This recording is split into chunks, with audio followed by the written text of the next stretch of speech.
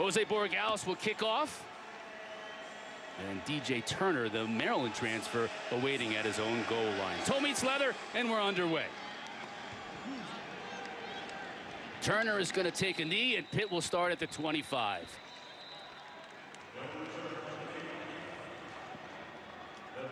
Let's see who comes out as the starting quarterback for the Pitt Panthers, with Kenny Pickett sideline, not even making the trip. It looks like it's number 16, Joey Yellen, the Arizona State transfer. Not much experience at Pitt, but he did have one start at Arizona State versus UNC as a true freshman, or versus USC as a true freshman last year. The number 3 pro-style quarterback coming out of high school. See how he does today against a very tough and vaunted Miami defense. And Addison quickly on the jet sweep. That's going to be Turner, rather. And he's going to give him a nice pickup on first down. Watch for 7 and 3, Jordan Addison, as they use him in the running game often, and especially today. Yeah, and this is interesting. Pitt's going hurry up, trying to catch the defense off guard a little bit. Look at the ball coming back to the big field. That's going to be Jacques Louis on the receiving and close to a first down. Looks like he's going to pick it up. 2 high percentage plays right off the bat for Joey Yellen. A little hand sweep and then a bubble screen into the boundary. Good way to pick up a first down. And that's the way they're going to get this run game going. They're not great running between the tackles. If they can get those wide receivers the ball in their hands on the outside, that's the way they want to do it. Yellen back to throw. Another quick pass out to Jacques Louis. Makes a couple of men miss before finally being driven down to the turf. Give him about 6 yards on first down. Good first down pickups these last couple of plays. Yeah, it is, and this is exactly what you want to do if you're Mark Whipple early against a very good pass rush team. Get the defensive linemen running east and west, sideline to sideline. Hopefully tire them out so you can try for a big shot later in this first quarter.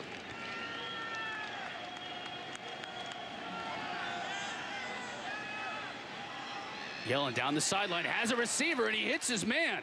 That's Taysir Mack, so he's also spreading it out to his receivers.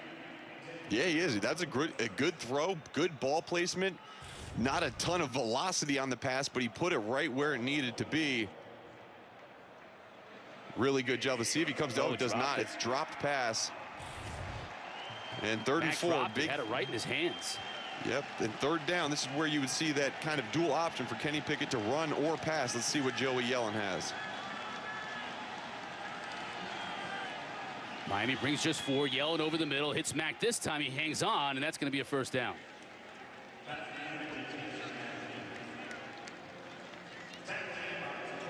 Good conversion, Chris. Good confident throw. Finds his receiver, steps up in the pocket. And yeah, that's a good throw. It doesn't seem like a lot, but that throw easily can float high when you're nervous.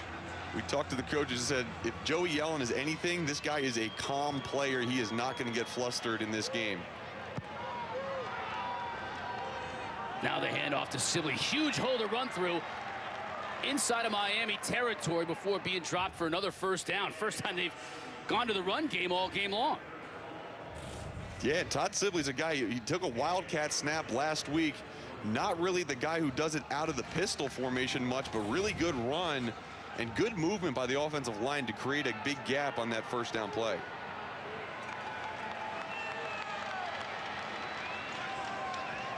Another give to Sibley. This time hit the backfield, scoots off of one tackle and gets back to the line of scrimmage. Tackle made by Zach McLeod, that one returning linebacker. Yeah, this linebacking core that was so vaunted over the last couple of years, Mark. Oh, absolutely. And, you know, Zach McLeod's a guy who he redshirted last year and decided to come back and give a little something for this defense in terms of leadership. Really good tackle. He's a great player. We'll see call his number a lot this game. Yellen back to pass. Steps up. Has a receiver. That's Jacques Louis again. Yellen continues to be very efficient on this drive. Yeah, he is. And it's interesting. This drive, I got to imagine, as you're a defensive player and you understand that Kenny Pickett's not playing, you find out maybe this morning, and you're going against a second stringer, you really want to give him no confidence on this first drive. So far, Joey Yellen has gained confidence, and now on 3rd and 6, let's see if Blake Baker brings pressure. Does off the edge. Sibley, the running back, makes the catch. Can he shake enough tacklers to get to the first down marker? He does. What a great individual effort. Great individual effort, and he dragged Al Blades about 3 yards downfield after the initial contact. And this is something that Miami has done very poorly this year. One thing defensively, they've missed 50 tackles so far this season. That's 12.5 tackles a game. 21 tackles missed versus Clemson last week. And so far, that has continued, and made the most of it. Todd Sibley on that first down pickup. His first drive of the game continues on first down. Yellen now getting flustered and gets sacked. Had plenty of time. That's a coverage sack, Mark, isn't it? That is a coverage sack, and he dropped back, and this is what University of Miami does so well. They have really good corners that can cover man-to-man on the outside, and that leaves them be able to rush 4 guys and still get home. You see the pressure on the outside and then coming up the middle. Jordan Miller got there, the redshirt sophomore out of Jacksonville. Our first look at Vincent Davis in that running back spot for Pitt. He's been pretty much the bell cow all year for the Panthers. Yellen with time just overshoots his receiver, Addison. Yeah, he overshoots him, sets up third and really long, and as he comes over, you see him go to the sideline getting the play call from Coach Whipple. This is a point where you need to know where you need to get to in order to pick up enough yardage to kick a field goal. And with Alex Kessman, a guy who kicked a 58-yard field goal last week, not too far, but getting points on this opening drive would be huge. Quick 5-yard dump off could be great in terms of giving Alex Kessman enough space. Yellen pressure coming on the right side, tries to get the screen and just overshoots his receiver. His running back A.J. Davis out of the backfield, so it will bring up 4th down and long. And let's see if we attempt the field goal here. Yeah, it's interesting. A screen pass doesn't look hard, but it is tough. You got to throw it over defensive linemen right in the breadbasket of the running back. That one just a little bit too high, floated it too much, and it looks like they're coming out to punt. So this will pin Miami back, long field to cover versus a Pitt defense that's been playing well. Kirk Christodoulou with the punt, trying to get it inside the 10. It does hit inside the 5, right at the 4, and backs up beautifully. So Jacques Louis downs it there, and Miami will take over their first offensive possession from their own 5 when we come back. Joe Biden was raised with middle-class values. And his understanding of Rhett Lashley's offense paying immediate dividends already for the Miami Hurricanes, and he'll start the Canes from their own 5 on this first drive of the game for Miami. Quick little swing pass to his receiver out of the backfield. That was Jalen Knighton, one of the many true freshmen we will see on both this offense and defense for the Hurricanes after such a great recruiting class last year. Cameron Harris now in the backfield, slips 1 tackle, gets the first down yardage, lowers his shoulder, and picks up a couple more as he fights for yards. And Cameron Harris, Marcus, was one of the beneficiaries of these freshman running backs coming in because they really pushed him in the offseason to be better. Yeah, they did. They pushed him, and Cameron Harris is a guy that I don't know if he needs a lot of pushing on his own. You saw maybe his offensive lineman was pushing him on that last play, popped his helmet off. But this guy is a guy who's in the weight room religiously, constantly trying to get his body right, and he's been thriving so far this season in this offense. Tried again to get it to Knightley. Dropped it this time. He got a flag on the play. Let's check this out. First time we'll hear from Jeff Heiser, our referee today. Holding, offense, number 74. County's half the distance to the goal line. First down. Big John Campbell, sophomore left tackle from Orlando, guilty of the infraction. Miami moves back a bit. Yeah, it's rare to see a holding call on a pass that is thrown within a couple seconds of getting it, but probably pulled the defensive end down. But you've already seen so far Rhett Lashley's fast-paced offense. They are snapping the ball after about 10-15 seconds from the end of the last play. Knighton, smaller of the backs in this rotation, picks up about 9 yards on 1st and 20.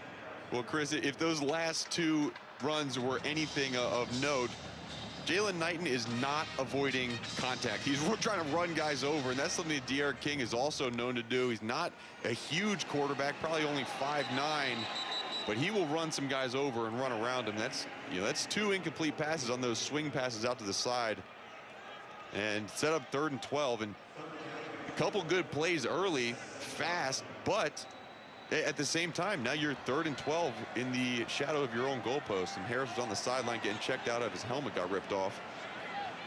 Looks to be okay. Don Chaney Jr. now, another freshman in the backfield with King. Flanking into pressure. His left. Showing pressure. Pitt brings just 4. Miami tries to trick him up with the run play, and it doesn't work. Just 2 yards for Chaney, and it'll bring up 4th down, and Miami will have to punt.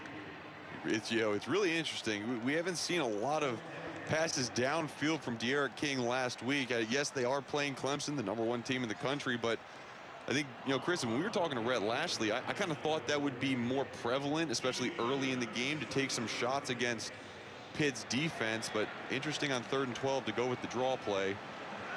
Either way, I think they have a lot of confidence in their defense to hold Pitt scoreless. Manny Diaz has a lot of confidence in his kicking game, too. Aussie Lou Hedley, one of the best punters in the country, lets this one fly. Turner has to call a fair catch all the way back at his 20. Outstanding punt from Lou Hedley as he flips the field. 62 yards. Pitt taking over when we come back. Get a big bow box delivery and... Pat Narduzzi on the left. Manny Diaz on the right. Diaz in his 2nd year down here in Miami, and Narduzzi in his 6th season at Pitt. Both mark defensive pedigrees. Yeah, they're both defensive coaches, and you can tell in their style of play. And I think what's really interesting is both these guys understand, look, I know defense. I'm not going to interfere with my offense. And Manny Diaz lets Rhett Lashley kind of go take the reins, and Mark Whipple does the same at Pittsburgh. But this Narduzzi and Diaz combo, that's got my kind of football. Some snot bubbles, some big hits, some guys who love this game, and they have both been very successful in their careers.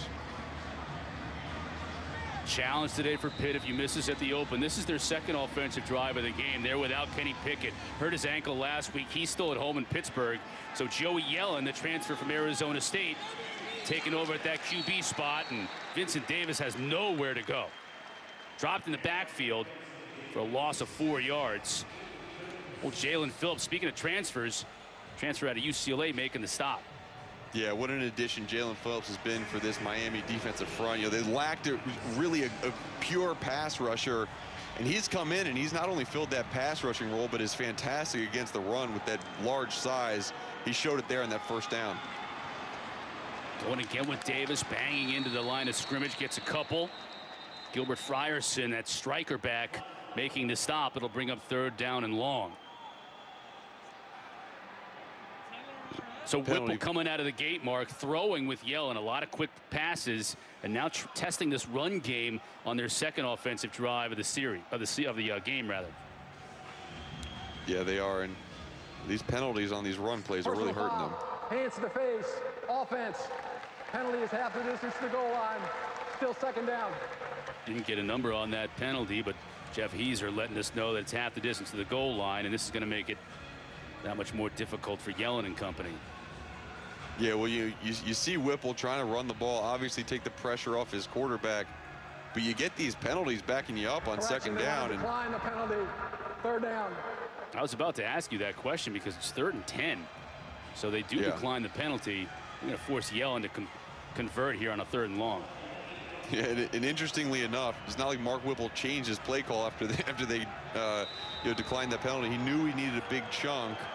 And let's see if he goes for it all or if he just tries to get out of his own end zone for a punt. Miami showing pressure. They bring it. Vincent Davis tries to run through it and can't do anything.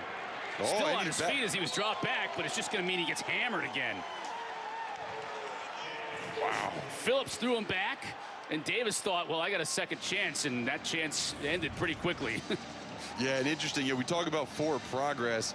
As he kind of runs forward, you see him get stopped right around that 15-yard line. Then he gets thrown back about 10 yards and never makes it back. So his forward progress is now the 10-yard line after that 2nd effort. So, you know, great job by Phillips. You know, I just talked about it, how he plays the run, and you know, it's kind of interesting. He came to Miami not just because of the football, but he grew up in a very musical family, and he's a hip-hop artist and a producer of music, and he just felt like this was a great place to not only expand his physical football talents, but also his musical talents in this culture.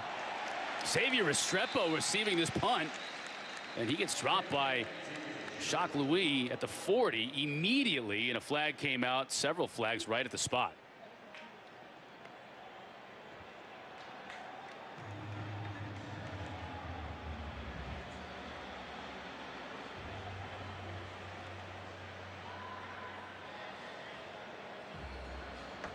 Personal foul, kick catch interference, kicking team. 15-yard penalty from the end of the run. First down. So Miami will take over on their second possession inside Pitt territory when we come back. Still scoreless early on in South Florida.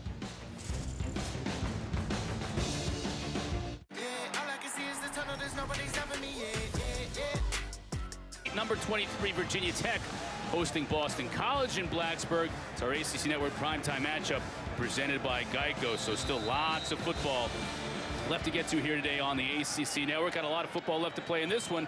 We're just past the midway point of this first quarter in Miami now, courtesy of a 15-yard penalty against Pitt on the last punt into Pitt territory, and looking to put some points on the board. Tyler Bentley bringing down De'Aaron King there on first down.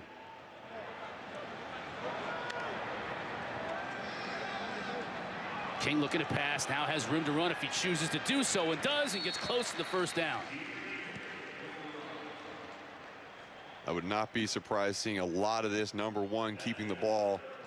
Pitt is known to play man-to-man defense on the back end, and when De'Aaron King sees man-to-man with the defenders' backs turned to him, I mean, it's just a wide-open invitation to run the ball, pick up 6-7 yards on a play. And they want to move fast, too. Once Miami starts rattling off some first downs, they'll move quicker and quicker. King now faking the draw, going to his running back out of the backfield. Harris is going to walk into the end zone. Great, fantastic play call. They saw Pitt line up in zone. They knew the eyes would be soft. Good play fake by De'Aaron King, putting the ball in the belly of Cameron Harris, and then just dumped it right over top. Really good play. Watch as number 36, Chase Pine, gets sucked up on the play action play, and the running back Cameron Harris just able to leak out of the backfield. Good sell by De'Aaron King right over top. That's a wide open touchdown play. That Boston College actually had success against Pitt last week. That halfback pipe through the middle. Borregales through the middle. 7-0 Miami on top. Cameron Harris, his first touchdown reception of the year. And the Canes are able to break out on top, taking advantage of the penalty from Pitt and giving him a short field to work with. Yeah, and good job. You know, really good play calling by Rhett Lashley. He went fast, and then you saw a little bit of a slowdown before that last play. I think he wanted to actually bait Randy Bates, the defensive coordinator for Pitt, into playing some zone after the quarterback kept the last couple set up perfectly for Cameron Harris to just sneak behind the defense into the end zone.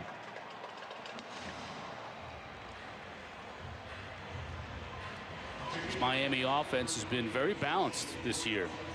Average 197 yards on the ground, 230 through the air, and through 4 games. Some of the stats skewed a little bit by last weekend's blowout loss to Clemson, but it has been a very potent offense, averaging almost 37 points a game. Yeah, they've been good, and they've also, you know, again, last week was against Clemson. So besides last week, I mean, they're scoring on 60% of their drives, and that's fantastic. You know, when you're able to score on more than half your drives, that's what you're used to, and it's a very potent offense, as you said, Chris. Alex Chappell down on the field. What do you got for us, Alex? Yeah, well, De'Aaron King this week, not mincing words when talking about that start last week against Clemson. He said it was one of the worst games that he's played in his career. He couldn't sleep on Saturday night, so he came in to the football facility early on Sunday, got right after it, wanted to be coached, wanted to learn, and focused on just getting ready for this game against Pittsburgh. He said a good week of practice will roll over to Saturday. There you see him talking to Rhett Lashley, his offensive coordinator, on the right. Lashley with so much experience, Mark, in terms of with quarterbacks. Nick Marshall, Cam, of course, at Auburn, Pitt now going to that running game. A.J. Davis, who might be finally healthy for the first time all year. One of their bigger backs, and really came into this year as that starting back that they thought might be the guy who could be the bell cow. Now getting healthy. You see the quarterback, Davis Bevel, now taking over for Joey Yellen on this third possession. Davis working for that first down marker. He'll get it. Yeah, it's really kind of interesting to see Bevel in there. It's not like Yellen had too bad of a few drives, but Davis Bevel is coaches talked about him. He said, tell me about this guy. He said, this is a high-strung quarterback. If Joey Yellen is calm, this guy is high-strung. It might be jittery. You've seen a couple handoffs early. See if he throws the ball and how accurate he is in the pocket. Bevel to throw his first attempt of the game, and it's a completion to Jared Wayne. The Canadian picks up about 7 yards. Let's check the flag.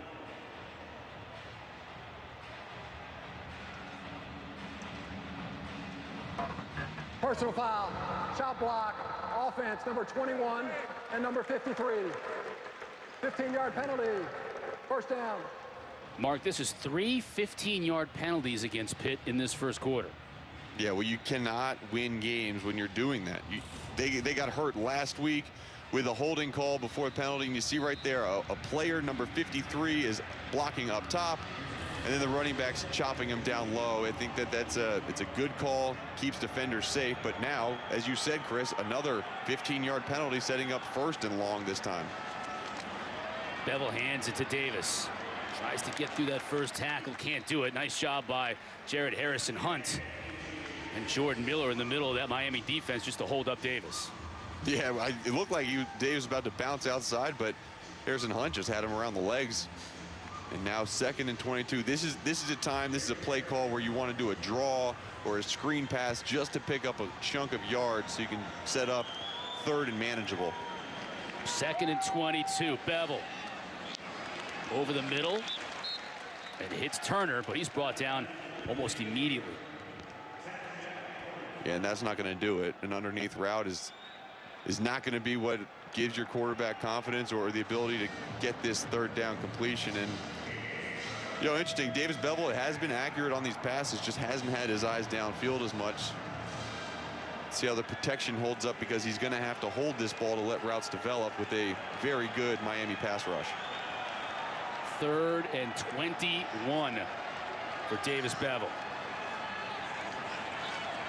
Gives it to his tailback. That's A.J. Davis, picks up what he can, but nowhere near the first down. And Pitt being very conservative with a backup quarterback deep in their own territory.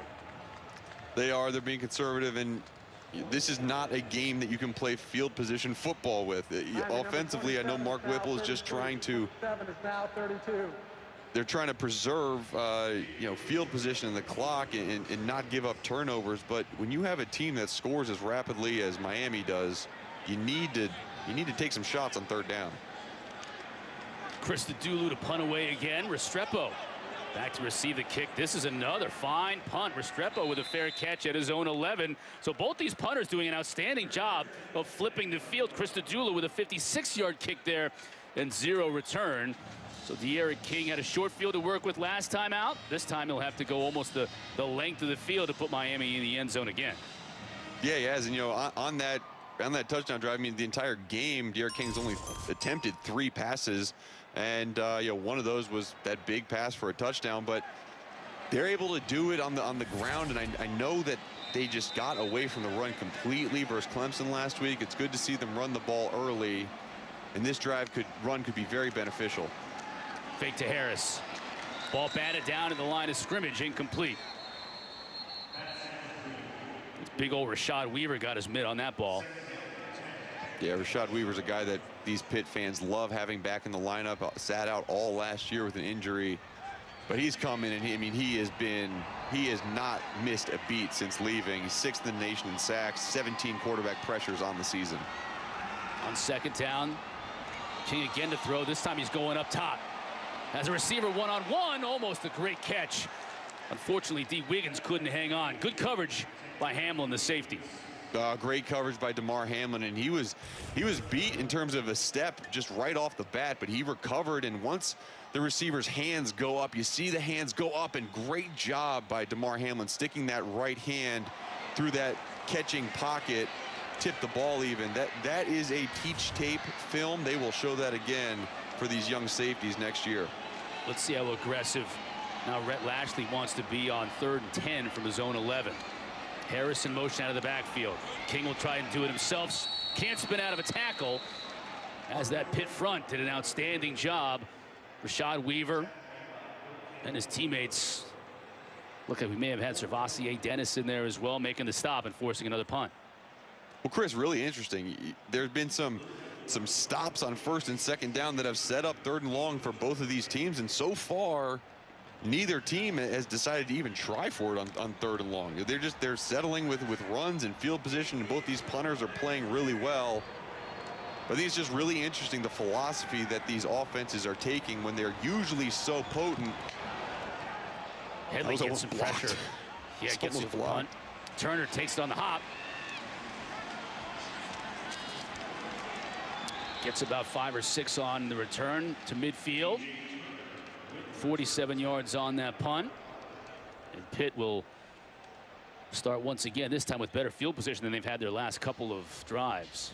Yeah, and we'll see what number comes out, whether it's 17 or 16. They've gone drive for drive. We will see, but, you know, maybe I'd question Mark Whipple in terms of the 3rd and long tries, but now he's got the ball at midfield. And this is a point where, with the kicker you gain 12, 13 yards, all of a sudden you're in scoring position. And as we see Joey Yellen come back out in the field, seems like these quarterbacks are going drive for drive until one stands out and takes claim for this game. Yellen now at the quarterback spot. Again, Kenny Pickett with the ankle injury suffered last week didn't make the trip, so we're seeing Bevel and Yellen for Pitt. On this drive, at least at the start, it's Yellen. That's Todd Sibley. One thing we're seeing a lot from this Pitt team too is Mark Whipple is shuffling in his backs, wants to have fresh legs in there in this game. Yep, and you know what else you're seeing? You're seeing number 41, Jake Salinskis. There's a fullback on the field, Chris, and gosh, I love football like that. Fullback on the field, 2 tight ends. They're just turning around and handing the ball off. And again, when you only have 10 or 15 yards to go till you get a field goal or in field goal position, I mean, I love this. I love this big boy football right now. Salinskis at that fullback spot. Flag before the play. I was going to say Sibley clocks in. Offense, number 59, 5-yard penalty. 2nd down. Sibley's about 225, so a little bit of girth in that backfield, but this changes things a little bit. Yeah, get behind the chains a bit. Right, and it's interesting. You see the false start on that play, and cadence varies, right? Cadence varies a little bit depending upon the quarterback, and just in terms of the way he says ready, set hut. It's different, and the timing's a little bit off. You saw that on that play. 2nd and 7, another penalty on this drive for Pitt.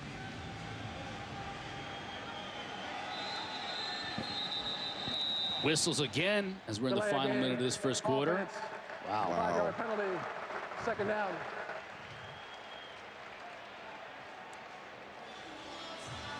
There's Coach Whipple talking to Joey Yellen. How much of this, Mark, is the fact that he has these conversations with his quarterbacks? Even if Kenny Pickett were playing today, you'd still see Pickett going over there to the sideline to talk to Whipple.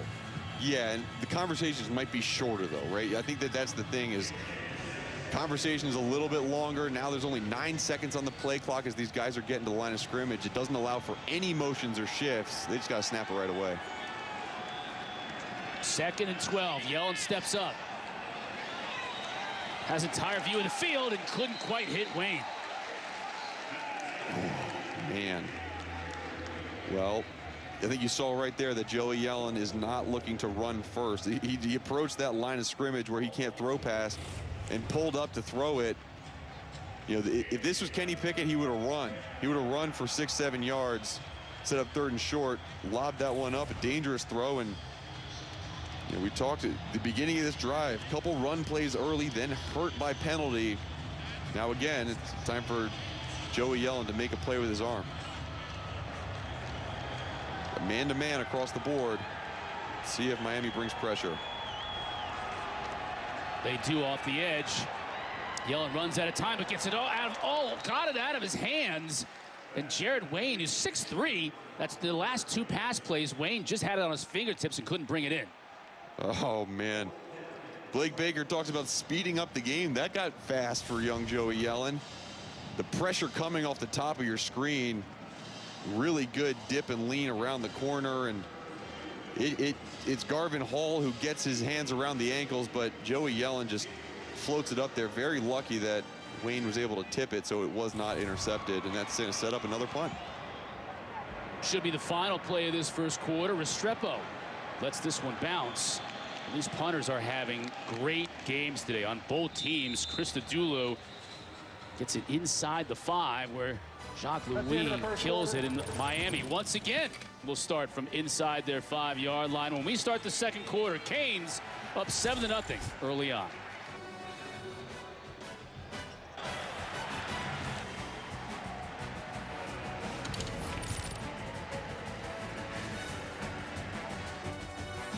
First downs, and the punters have really played a huge role in this game in terms of flipping the field, and that's what we have right now with Miami deep in their own territory. But a really strong run by the freshman Don Chaney gets them out of trouble, at least initially. Yeah, Don Chaney is another one of the true freshman running backs that these coaches are very high on. And Lashley said this guy could be in the rafters one day, him along with Jalen Knight, and they're both fantastic young freshmen. Chaney gets the first down and more. Chaney's the bigger of these two backs, 5'10", 210 pounds. He's from Homestead, Florida. He and Jalen Knight, who's 190 pounds, they knew each other in high school and both kind of recruited each other to come to Miami. Now King will pass. That ball deflected away and incomplete. Jeremiah Payton was the intended receiver. He loses a shoe in the process. Yeah, he lost an Adidas. With those 3 stripes on there. 2 number 12s having a word with each other. Paris Ford on the other side. Kind of like those shoes though, Chris. Those look good. Those look good on me. Those look good in a size 15. There is no foul for an elbow. Interesting. Downfield. Second down. Just cut right out of his shoe. That's how you make a cut if you're a receiver. Exactly right. I never did. I never lost shoes, Chris. I wasn't fast enough to make cuts out like that. You weren't making cuts that quick? No. You're kind of a twitchy player, though. Maybe not, you know, straight line speed. Second down and 10. Weaver putting pressure on King. Releases it, though. Now players go down and the flags do come out. Interesting. I was wondering if this was going to be uncatchable, Mark. Well, it's funny because, you know, looking at it from a defender's perspective, right? Interference. Defense, number 3. 15-yard penalty. Automatic first down. Looking at it from a defender's perspective, right, his eyes are back, and he does get a little hand on the back, but right there. So actually, I am wrong. That is definitely pass interference. As right as he grabs that hip, that's what we call a vet move, or a ninja move, as Eric Wood likes to call it, a ninja move. But the ref saw it. Good play, good call. This is really the longest drive Miami's had. On that touchdown scoring, it was only 3 plays. Harris tries to sidestep a defender, can't do it. Really nice job on the tackle by John Morgan.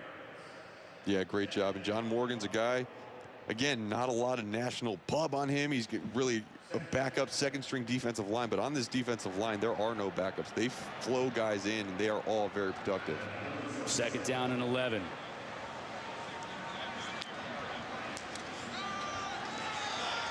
Reverse.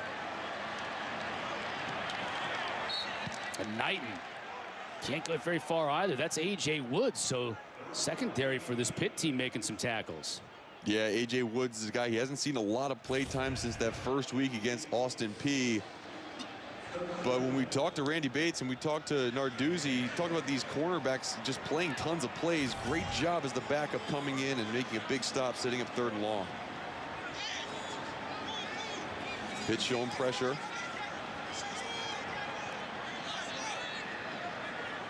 Third down and 10 for De'Aaron King. Pitt's coming with pressure.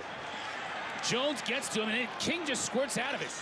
Now he's in trouble, gets rid of the football, and it's just a floater out of bounds, and he took a shot. He did take a shot. You see the shoulder pads peeking out of the jersey.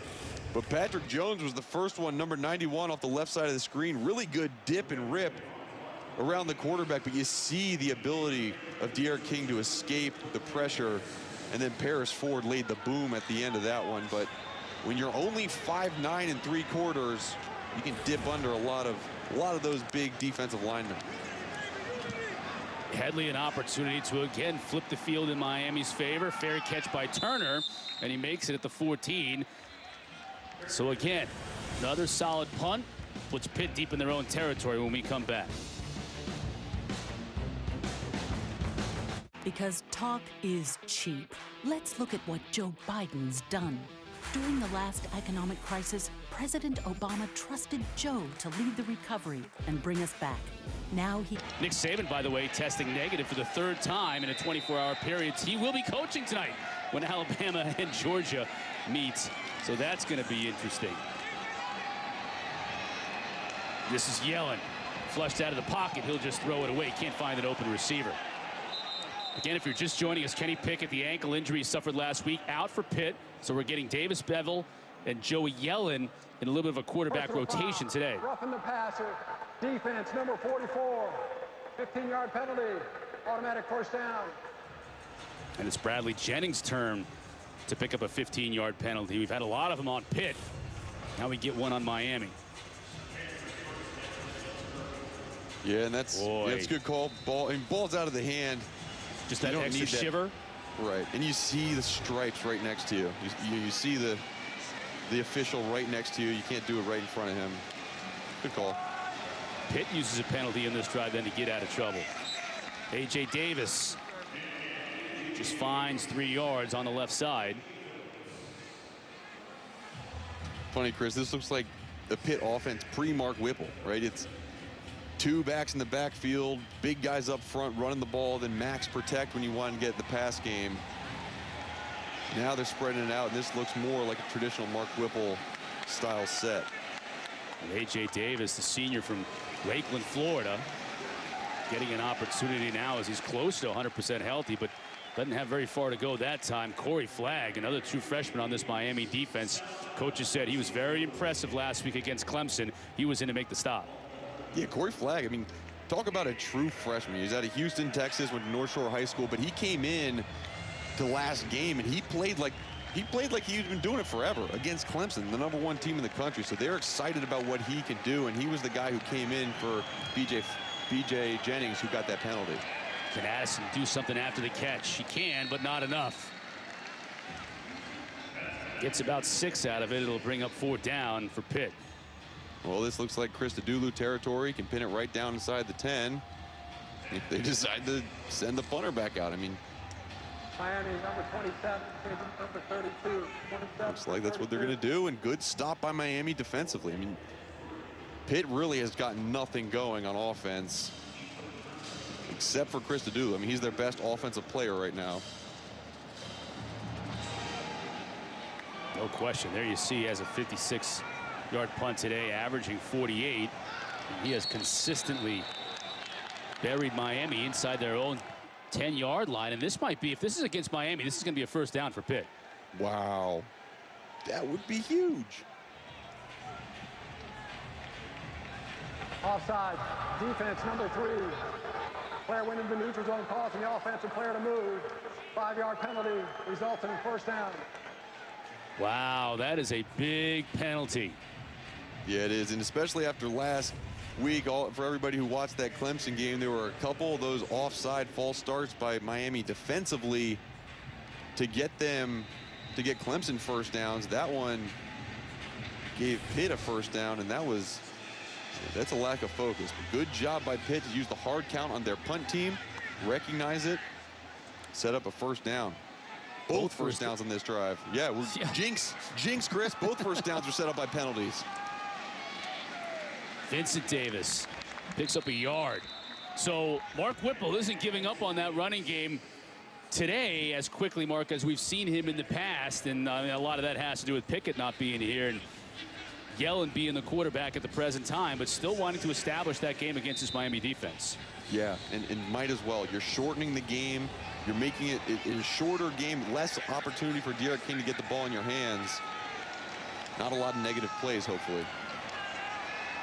Miami brings just 4 now. Yellen chased. He'll have to throw this one away.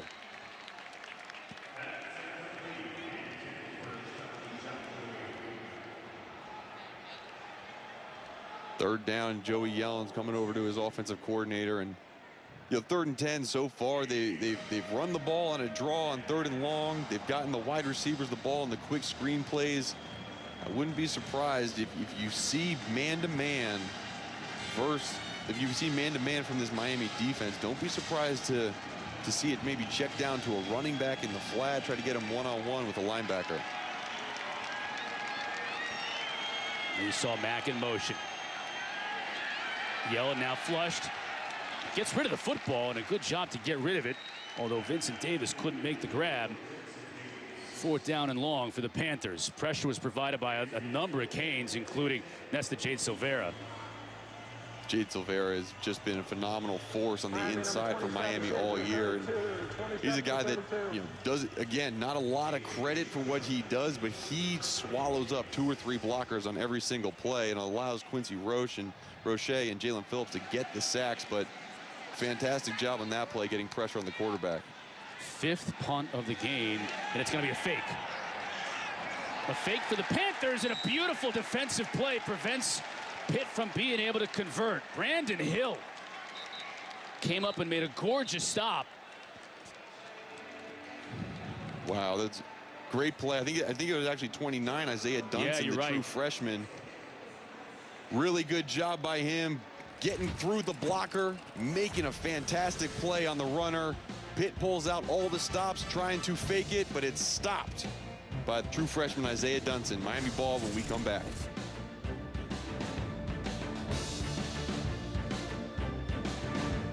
Do you have a crock on your counter stuffed with utensils, many of which you dip? Pitt runs direct snap to Brandon Hill, who's the up back, and really good job by Pitt to capture the outside. But watch 29, Isaiah Dunson beat the block by lead blocker Todd Sibley. He just slips him underneath inside, and if he doesn't make that tackle, that's going to be a 1st down for Pitt. Really good job on the punt safe by Miami, and now this is the best field position Miami has had all day. King from his 45 looks to the left, now goes to the right, little tunnel screen, and a good pickup of about 7 yards on 1st down. First catch of the day for Mark Pope. A good catch by Mark Pope, and Brett Lashley's going fast again. Formation into the boundary, run the ball. Running it up the middle was freshman Jalen Knighton. He's gonna be a little shy of that 1st down. I'll bring up 3rd and short.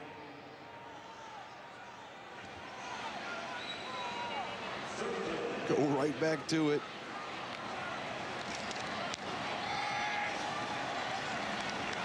This time the pile moves just enough. They'll move the chains for the Canes. And that play right there, that's the biggest difference from Miami last year to this year. The offensive line able to drive the defensive line off the ball and pick up those 2-yard plays. That did not happen for Miami last year.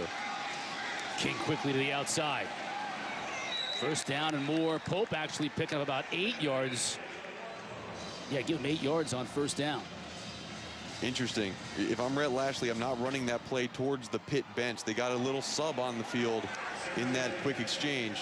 New defensive players.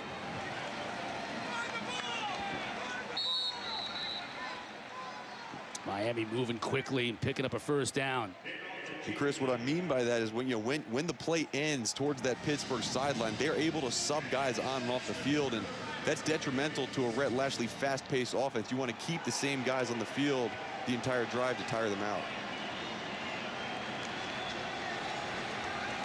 Fake to Harris, ball batted down in the air. Weaver, 2nd time he's had a batted down pass today.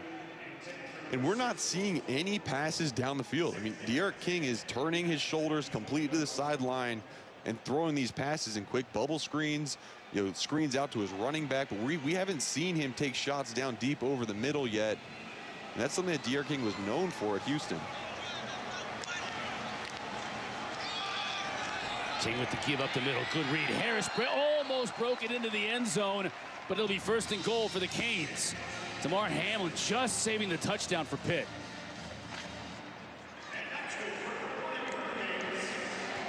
Miami looking to go quickly. Harris again. Can't sidestep this tackle. Hamlin again coming up from that safety spot, knifing through to drop Harris. And you see what Miami's doing. If they have a play that works, they're just going right back to it. Run up the line of scrimmage, snap the ball within 10 seconds of the end of the last play, and it's running back dive right again. And it's a constant for them. Now they're able to sub out running backs, get a fresh guy in. That fresh back is Knight. King fakes it to him, and he gets dumped immediately.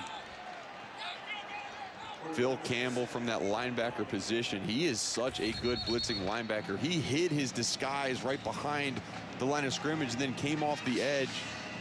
Didn't even bite on the run fake. He saw D.R. King's eyes downfield, and whenever you see a quarterback's eyes up, you know he's going to pull the ball.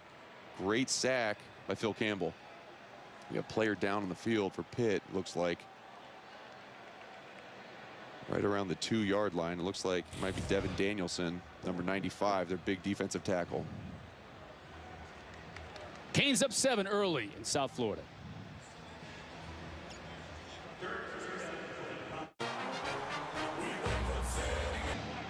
After a Panthers sack, now it's 3rd and goal from just about the 10-yard line. D'Eriq King and company from the 8. We'll try to punch it in. Harris back at the tailback spot. King will look to throw. Pressure coming up the middle. He escapes it initially. He gets dumped, but that's going to be a face mask. That'll be a first down, half the distance mark. Yeah, it will be. And looks like Bentley just got his hand up around the face mask of the quarterback. Really good rush by Rashad Weaver to get him down. Rashad Weaver works inside, gets around the legs, but yes. Face mask. Man. Defense, number 92. Penalties half the distance to the goal line. Automatic first down. Yep, and that's Tyler Bentley, who was in for Devin Danielson. King looks like he's limping a little bit as he's walking around after that hit. He just got entirely twisted around. Yeah. It's a good thing your head moves a little bit inside that helmet, so your head doesn't fall off when that happens.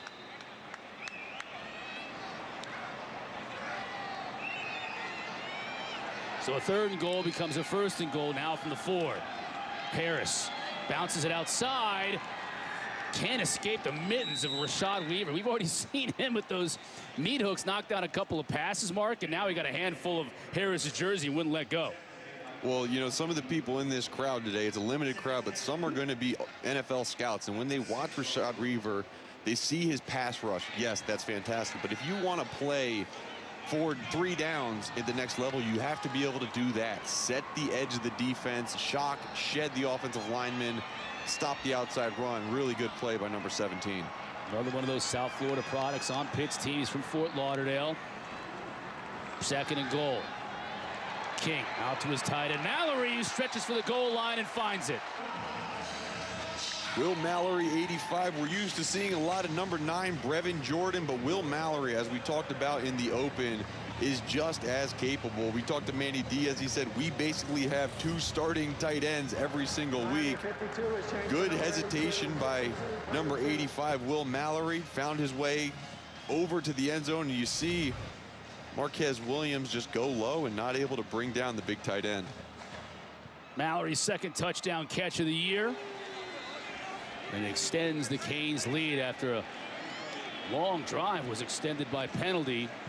It ends up in another score. Borregales with the PAT try, and Miami up 14-0. Mallory getting the play in time today because of the injury to Brevin Jordan, making the most of it. King, his 2nd touchdown pass of the day, 14-zip Canes.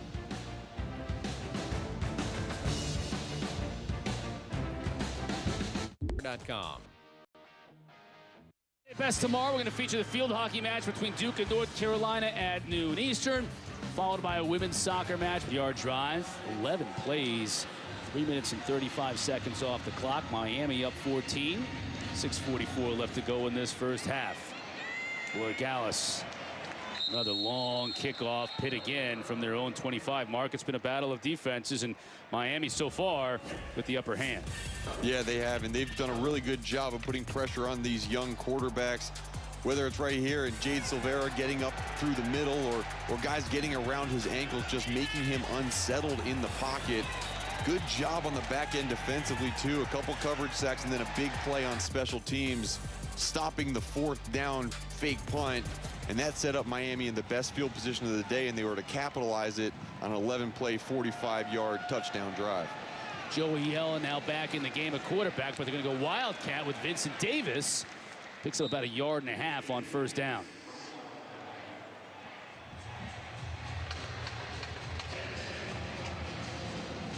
Gilbert Frierson came forward to make that defensive stop for Miami. So Pitt started fast offensively, a 12-play drive, but since then it's just been punt after punt after punt. Really good job adjusting by Miami on defense. Miami brings just 4. Yellen finds the open receiver. That's Addison, who can make a lot happen, and he does, getting the ball near midfield, a first down for the Panthers. There's one guy that can break this game open for Pitt. It's going to be number 3, Jordan Addison, their true freshman. He's their leading receiver on the year, was banged up last week and the week before a little bit, but he's back healthy now. And Blake Baker, the defensive coordinator for Miami, said, I need to know where number 3 is on the field at all times, and they have to do a better job of tackling him in space. Fresh set of downs for Yellen. Has time and has a receiver. It's Addison again for another first down.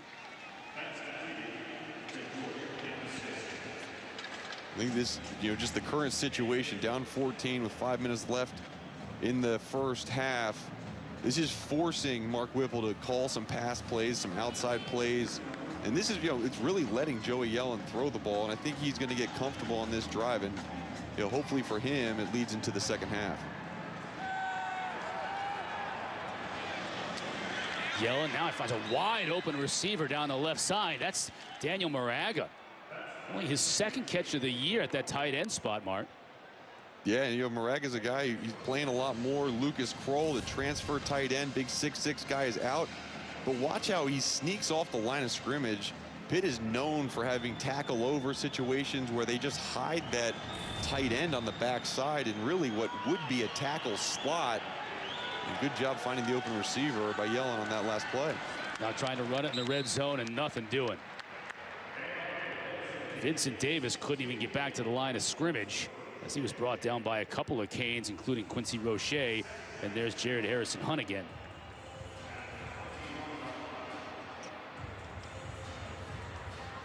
Second down 11. This is a big play for Pitt. Have not been very good on second and long and have resulted in a lot of third and longs. Just a quick completion or a run play would be fantastic for Pitt offensively. Yellen has 3 completions, 54 yards on this drive. Now he's got pressure on the edge, trying to get it in the corner. It's intercepted, but out of bounds. Just hung that one up, and boy, Bubba Bolden came down with it. His teammates are pointing to the turf coming up in the grass. Let's see if they review this, Mark. We do have a flag on the play. Let's check that, too. I think they're definitely going to have to review that catch. Personal foul, roughing the passer. Defense, number 15. 15-yard penalty, automatic first down. Well, it'll be irrelevant because Jalen Phillips roughed the passer.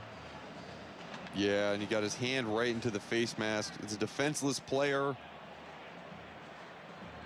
He didn't. Looks like he got his toe looked like it just was out of bounds. So I think it would have not been ruled an interception regardless. But that's contact to the head of a quarterback, and that's going to be a roughing the passer every time. Luckily, it wasn't forceful contact, which would have resulted in a targeting. A lot of big penalties in this game, helping both teams out and hurting the teams committing the penalties big time. Addison was in motion. Yellen over the middle. Incomplete for Wayne. A lot of traffic in there. Yeah, a lot of traffic for Yellen to fit that one into. Little slant flat concept up at the top, and the flat was open, but he didn't see it. Threw it to the slant, and that's danger. But now 2nd and 10. Got to take care of the football. They need points on this drive going into the half with at least some sort of success on offense.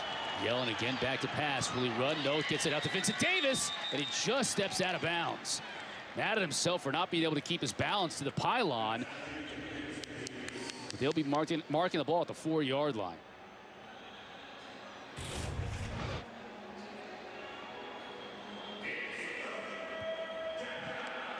As he steps out, yeah, right there, just after the catch. It's lucky that he even got that right foot in bounds for the catch. 3rd and 3.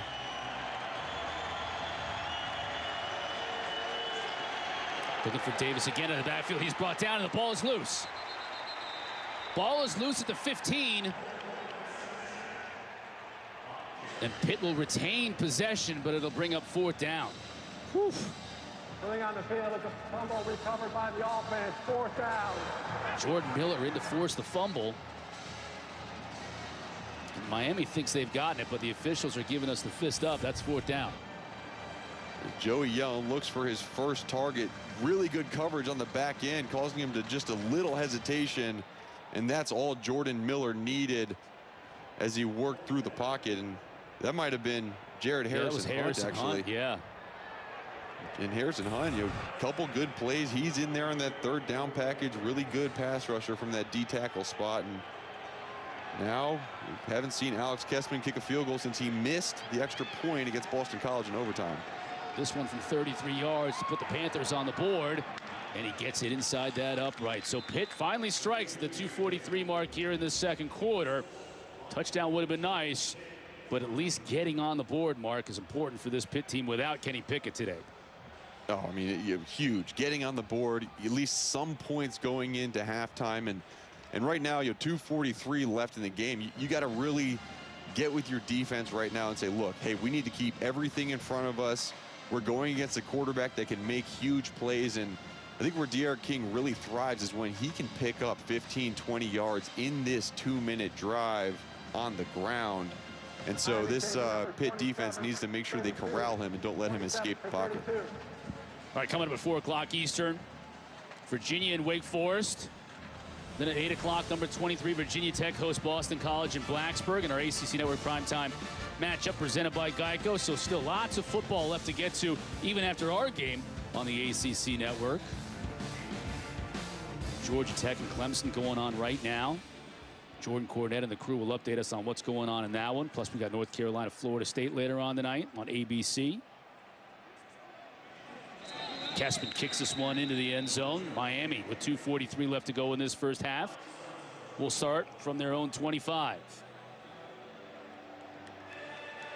Yeah, and Rhett Lashley is going to he's going to get with his offense right now. I wouldn't be surprised to see a running play early or a screen pass to open this 2-minute drive. That is what offensive coordinators love to do, just to get a positive yardage gain. And then from then on, it's going to be, it's going to be lots of passes. They can use any part of the field. 3 timeouts Miami has. So really the entire playbook is going to be open for Rhett Lashley and D'Eriq King on this drive. King trying to get the screen to work and misfires.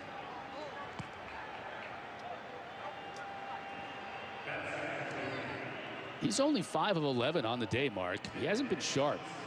No, he hasn't been sharp, and he said this week, he said, if we don't make a couple of these passes early, just keep throwing the ball like a free throw shooter. The more you get opportunities, the more you'll make. And there's one right there on top over the middle. Receiver just couldn't keep his feet. As Keyshawn Smith, the true freshman, was there to make the grab. One of 3 true freshman receivers on this Miami team that will see some action today. Pitt delayed blitz. Now King's going up top. Just a little too far for Jeremiah Payton. Yeah, and good coverage on the back end by A.J. Woods. He's a lot to prove in this game. He's a guy who got beat deep a couple times early in the season.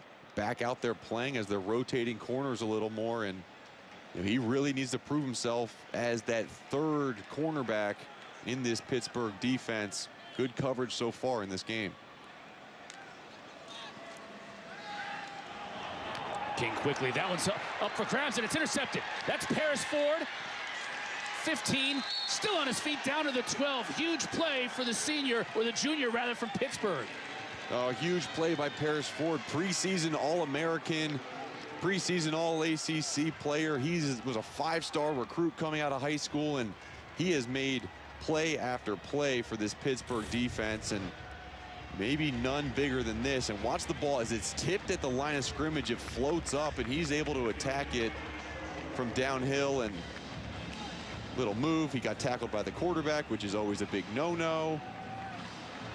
But, ooh, little windmill dunk.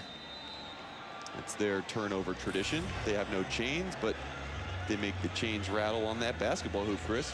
Good call on that one. You like that? Thanks. Yeah, I like that a lot. King with his 3rd interception of the season. Somebody from Pitt got their hand on that ball at the line of scrimmage. I have to go back and take a look at that one. Yellen out to Davis. Still on his feet. Gets about 3 yards on the play. And what a turn of events for this Pittsburgh team. I mean, you're playing field position all game. You decide to go for one fake punt. You get stopped short, and then now all of a sudden it's 14-0. And with that last field goal and now the ball inside the 10, you have a chance to put more points on the board going into halftime down only 1 score. Pitt all 3 timeouts on the board. 2nd down and 6. Davis in the backfield with Yellen. Miami brings pressure. This ball is tipped, but Davis is able to corral it inside the 5. Just shy of that 1st down marker. It'll bring up 3rd down and short. Well, good concentration by A.J. Davis just to pull in that pass, but even better job by Bubba Bolden, the safety for Miami, to make that open field tackle and stop them short of the 1st down.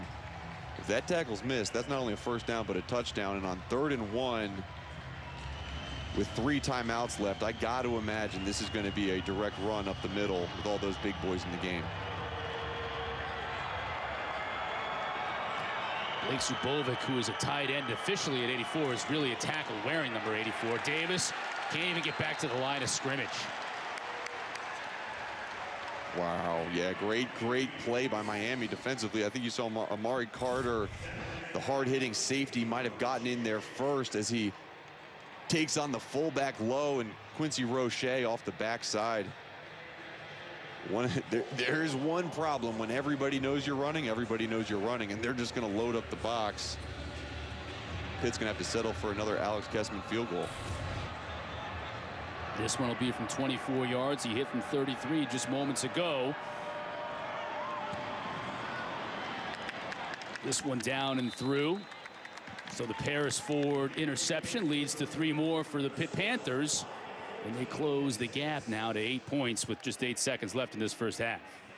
And Chris, if you've been watching Pitt over the last few weeks, you've understood how difficult it's been for them on 3rd and short, 4th and short. They just haven't been able to get that 1 yard necessary. And you know, the stats don't lie too. They have the most 0 or negative yard rushes in the ACC, with 58 coming into this game. And I mean, that's a real problem. You want to be able to pick up 1 yard whenever necessary, and the answer to that was Kenny Pickett on quarterback sneaks. But with no Kenny Pickett, this offensive line is going to have to push some people off the ball. Right now, as a team, Pitt 20 carries for 19 yards in the game. And that, of course, counts the yardage lost on sacks by Yellen and Davis.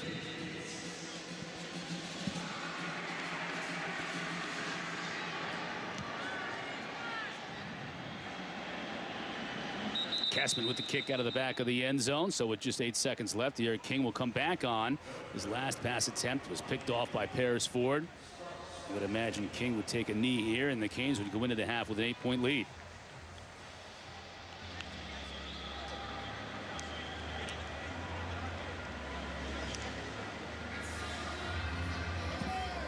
See Derek King's numbers for today, not very accurate, under 50% throwing the football in terms of completion percentage. Put a lot of pressure on himself this past week, saying, I did not play a good game last week. I need to come out strong. Let's see if he can come out strong in this 2nd half after an underwhelming performance early today. King and Miami will receive the kick at the beginning of the 2nd half. Field position game. Punters playing a big role in this game, and they're doing their jobs very well. As Miami, with really just a couple of shorter field drives, they were able to convert on both of them. A couple of 45-yard drives, I believe, and score points on those. And then Pitt taking advantage of Paris Ford interception, getting the ball deep into Miami territory to pick up that. Credit to Pittsburgh defensively. This has been a defensive battle, and a couple of turnovers, one on a failed 4th down punt return, and then on a interception by Derek King, have led to 2 scores. Good. King avoiding the rush on the first play of this 2nd half and picks up a 1st down. That's really been Miami's most successful play on offense, just letting King do things with his legs when it breaks down. Now King looking to throw. Near side, dropped. Dropped that time by D. Wiggins. And that pass is dropped, and they're doing a lot of these little bubble screens to the wide receivers to the short side of the field, which I don't know whether it's, they don't have confidence in DR King's arm strength or they just want to get the ball in their hands quickly. But you saw about 7 Pitt defenders around that. Even if he caught it, it would have been for a no gain.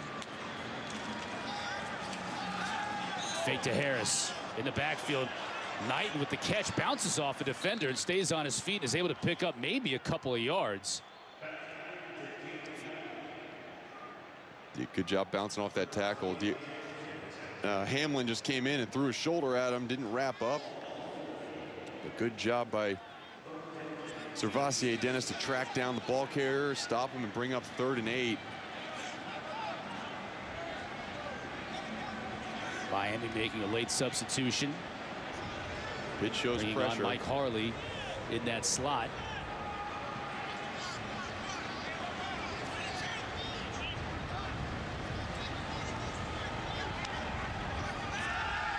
Pitt brings 5. King over the top and just overshoots his tight end, Will Mallory, and it'll bring up 4th down.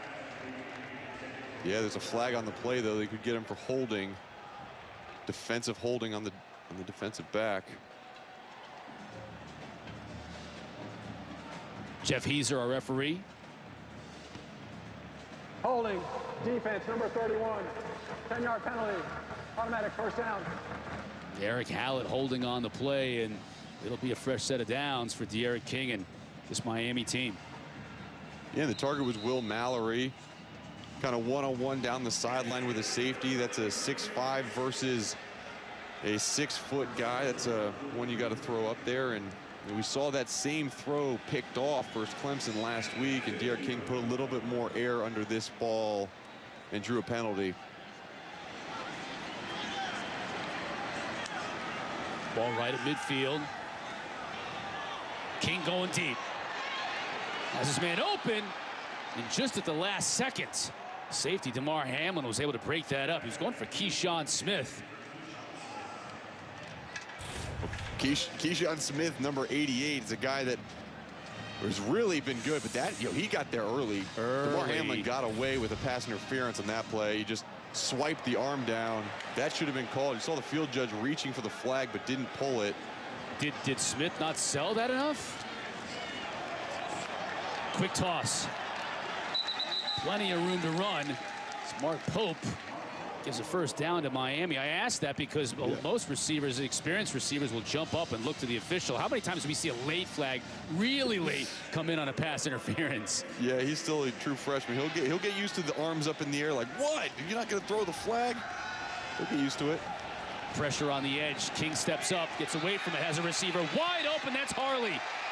Spins his way into the end zone. Good job by De'Aaron King to find the bust in coverage. Looks like 2 guys, Jason Pinnock and Paris Ford, were both covering the same man. And good job, De'Aaron King stepping up, finding space in the pocket, and just a wide open receiver from Mike Harley all the way down for a touchdown for the Hurricanes.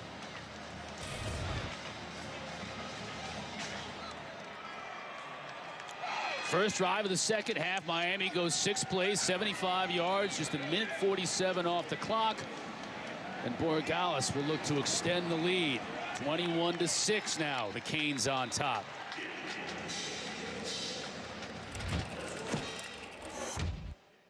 Harley, the senior from Fort Lauderdale.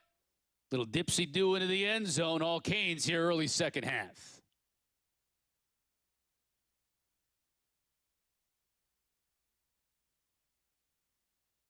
Do you have a crock on your counter stuffed with utensils, many of which you don't even use? Hi, I'm Lucinda Scala Quinn, chef. This touchdown play right now, you got circle Mike Harley from that slot position. As he starts his motion out on the route, that's where Jason Pinnock needs to drop the vertical and play short on that route by Mike Harley. Pinnock stayed with that vertical, so you had Pinnock and Paris Ford both covering that guy downfield, and no one back in the flat covering Mike Harley. Easy touchdown for the Canes. And they're talking about it, saying, look, when we call this coverage and they line up in this bunch set, you need to have soft eyes. Don't just lock onto your man, because your man, whoever it is, can change in an instant. DJ Turner back to receive Borregales' kick. Turner makes the fair catch. Pitt ball on their 25. So an offense that was struggling for much of that first half, Mark, now is looking at a significant deficit, 15 points to try and make up here in the second half, and they've got to do it with Joey Yellen or maybe Davis Bevel as they're trying to find a way to put some life into this offense without Kenny Pickett. Yeah, you need to understand, just the entire Pitt football team needs to understand that we are not changing our game plan right now. We're not taking tons of shots downfield. We're going to continue to run the ball with short passes because our defense is playing well. Keep this a field position game as long as we can. Vincent Davis. Good run on first down, 8 yards. Alex Chappell's down on the field. She spoke to Coach Narduzzi coming out of the break. Well, speaking with Coach Narduzzi, he talked about Joey Yellen, and he said in the first half you could see just his rhythm get going. He said he felt like he had a lot of good flow on the last drive. He said he'd like to see the receivers pick it up, and he said the biggest thing, we've got to eliminate the sacks.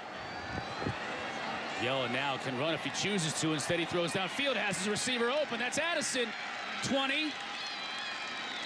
Brought down near the 10-yard line. He's getting some help from his freshman from Frederick, Maryland. Narduzzi talked about avoiding sacks. Well, really good, clean pocket by this Pitt front. No one within 3 yards of Joey Yellen as he steps up. Really good touch pass right over Bubba Bolden and hits his #1 target, Jordan Addison, for a huge gain. 55 yards. Now Yellen, pressure coming. Sidesteps it at first into the end zone. Tried to hit his tight end, Moraga, just overthrows him. Yeah, risky throw deep into the middle of the field. He knew it was man-to-man, but good job just escaping the pressure by Joey Yellen, not turning the ball over. This second down play, I wouldn't be surprised to go back to the run game, try to set up something manageable on third down, but impressed so far with Joey Yellen. Under pressure, down 21-6. Really good pass to Jordan Addison, and then a good job throwing the ball away on that last play. Bringing in Todd Sibley Jr., bigger back now, behind Yellen under center. Turner trying to get outside. That play was read perfectly by the defense, and Quincy Roche gave him no shot. And Quincy Roche and Jalen Phillips are both really good at diagnosing this play. I mean, that's hard to do. Right off the line of scrimmage, you see your offensive tackle blocked down. You think you're free to the quarterback, but good job slow playing it and recognizing a run set by the offensive line. That's a play that's not going to be successful very often against these two DNs. And now another 3rd and long, 3rd and 2 sticks we call it. You guys got past 2 sticks on the sideline to pick this one up. Yeah, and 15 yards. Free play. See if they throw the flag. Yellen over the middle, tipped up in the air, incomplete. No flag. No, I don't see it. It looked like Jalen Phillips got an early start. And good job by Jimmy Morrissey, the center, snapping the ball with him in the neutral zone, but wasn't called by the officials. Now Alex Kessman coming out for his 3rd field goal attempt of the day. Yeah, another drive stalling in the red zone for Pitt. Miami's getting touchdowns and Pitt's getting field goals. 36 yards for Alex Kessman. He is now the all-time leader in Pitt history in field goals made. And Pitt puts 3 more on the board, but it's 3 instead of 6. Miami leads 21-9. Wow. I wish I could get a deal on a smartphone, but I'm not a new customer. Well, actually now new and... First down, and now Miami on the other side, they have been scoring touchdowns in those situations, which is the difference in the score so far. And just the 1 turnover in this game was the Paris Ford interception, and that led to only a field goal. So Pitt in this second half going to have to maybe turn Miami over as well and get a couple of consecutive scores. De'Aaron King and Miami will take over now from their own 25. Of the two teams, Miami clearly having more success on the ground today. 76 yards rushing on 19 carries. A lot of that has been De'Aaron King. A lot of that has been Cameron Harris. We've seen a lot of him.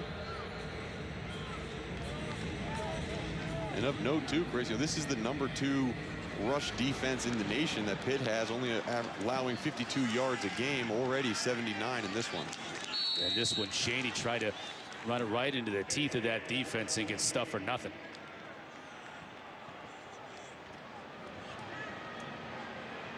And this Pitt defense, I mean, they're playing without their starting quarterback on the other side, understanding that they have to make some plays. Apart from one blown coverage, this defense is held up stout.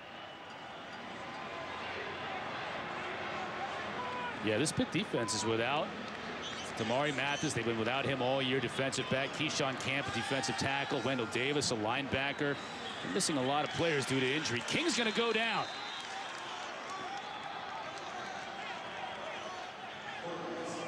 This time, you talk about backups coming into play. DeAndre Jules with the sack. 2 big plays for number 90 in Pitt. Yeah, number 6, John Morgan, was the first one to get there. He recognized that he was having a running back block him. And anytime a defensive end says a running back's blocking me, you know it's either screen or I better get a sack. 3rd down and 15.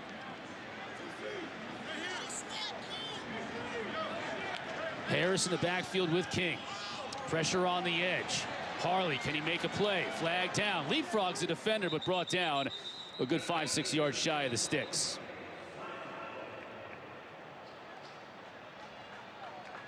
Offside. Defense, number 6. 5-yard penalty. 3rd down. Let's see if this penalty comes back to haunt Pitt. Looks like John Morgan lined up in the neutral zone. Which, again, another 3rd down, another opportunity to give him another play after stopping him short of the 1st down. Would have been 4th down and 6. Now 3rd and 10. You see Miami 46% on the season coming in. That's very good on 3rd down. Harley in motion. King to pass. Pitt brings just 4. And it's intercepted. That's Williams. Will he get to the end zone? Knocked out of bounds at the 1-yard line by De'Aaron King.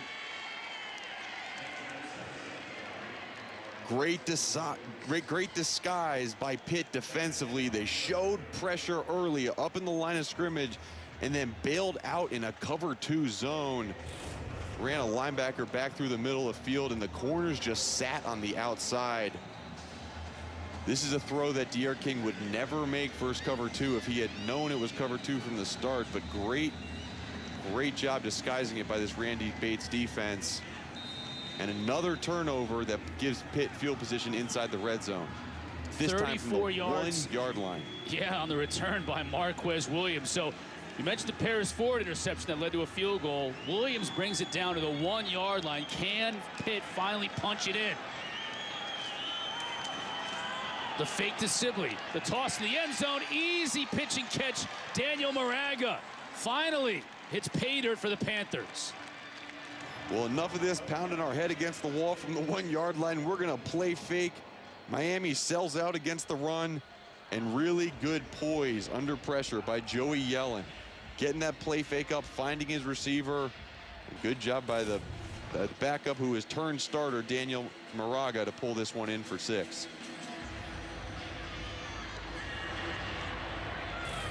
We just mentioned how Pitt may have to string together a couple of scores in a row and use a turnover to do it, and they do just that. 10 straight points for the Pitt Panthers has them right back in this game, 21-16.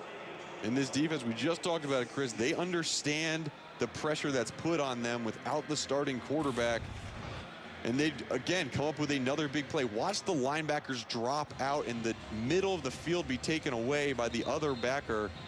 It really allows for a cover 8 sort of look with that rolled up cornerback, and good job in the disguise. Good flat feet and zone turn by Marquez Williams coming back. Huge interception. And now, Chris, we have ourselves a game again. Just like that, Pitt's back in it.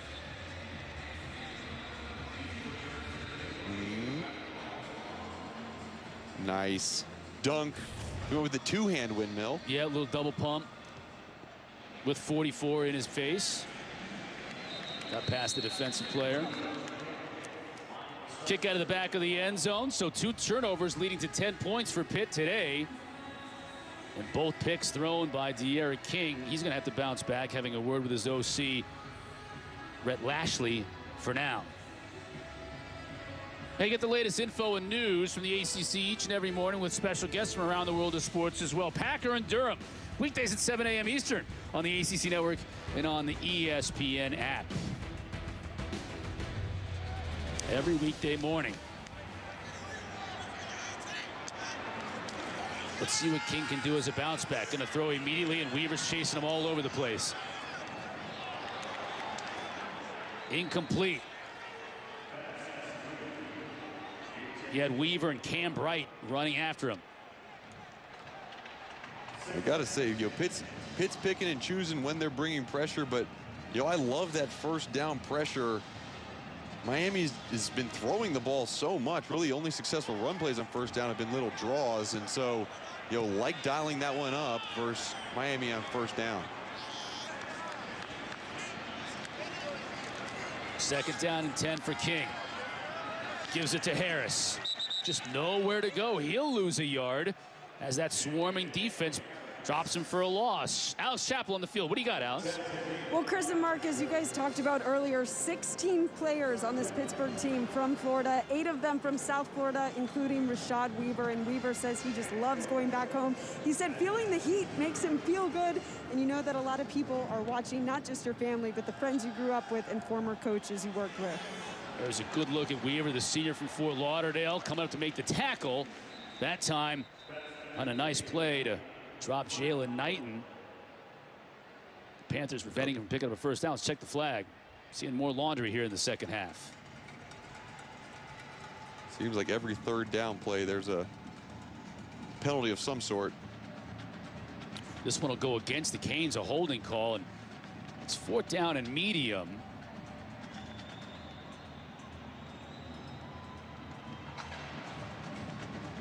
There's a look at Manny Diaz. Yeah, Pitt's trying to figure out whether they want to take the penalty and move it back. Offense number 65. Penalties decline. 4th down. Well, they'll decline that call and make it 4th and about, look like 3 or 4 yards without the penalty. And they'll force Miami deep in their own territory to have to punt it away, presumably. Yeah, it seems like a pretty easy decision for Pat Narduzzi. Miami has showed that they are not willing to go for it on 4th down and short so far this game, but you see the prevent defense out in the field, punt safe in case Miami tries a fake of their own. And they do have the lead, and Lou Headley, who has a howitzer for a leg.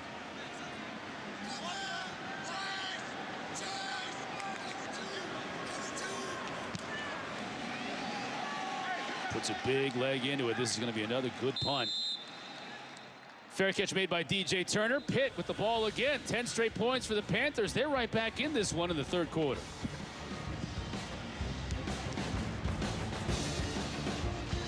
Bum ankle. Joey Yellen has been the quarterback of record for Pitt today. This kid, 4-star prospect out of Mission Viejo in Southern California, went to Arizona State, did start one game last year, as you can see, against USC, Mark, and put up some numbers despite those 2 interceptions. So playing in a big-time environment is nothing new to him, but certainly coming into this game in Miami up against it with that lack of a running game, but he's played all right.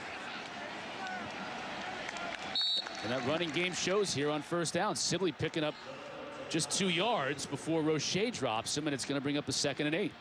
Yeah, I think that was the first time we've seen Mark Whipple give Joey Yellen a run-pass option. He killed the pass at the line of scrimmage. You saw him kind of do that slicing motion across his neck and check to a run. I think that as they progress and have more confidence in him, you'll see more of those check at the line of scrimmage type plays. 23 carries, 24 yards for Pitt offensively today. Here he's again, checking the protection. Back to pass.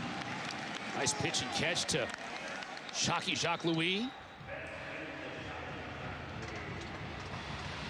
Jacques-Louis from South Florida, on the other coast though, Fort Myers.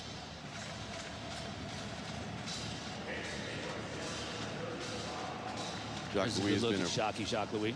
Been a really reliable receiver for them in the slot over the past couple years.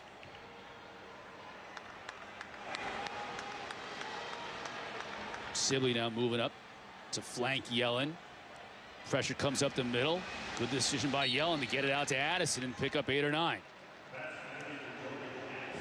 Joey Yellen's kind of getting in a rhythm here. You've seen him multiple times on this drive check at the line of scrimmage, move the running back around, setting up the protection, and then feeling pretty safe in the pocket. Miami hasn't gotten much pressure this drive. 2nd and 2. This is where you could possibly see a shot downfield, because even if they do go incomplete, it's only 3rd and 2.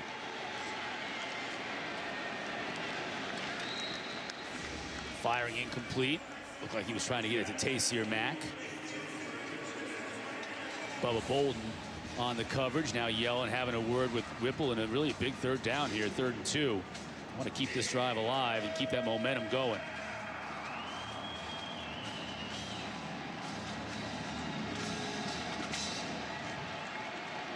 Don't be surprised if you see the wide receiver motion across the field here. Got to get something to the flat in a 3-by-1. Miami brings just 4. Yellen steps up. Now he's going to get sacked. Ball comes free too.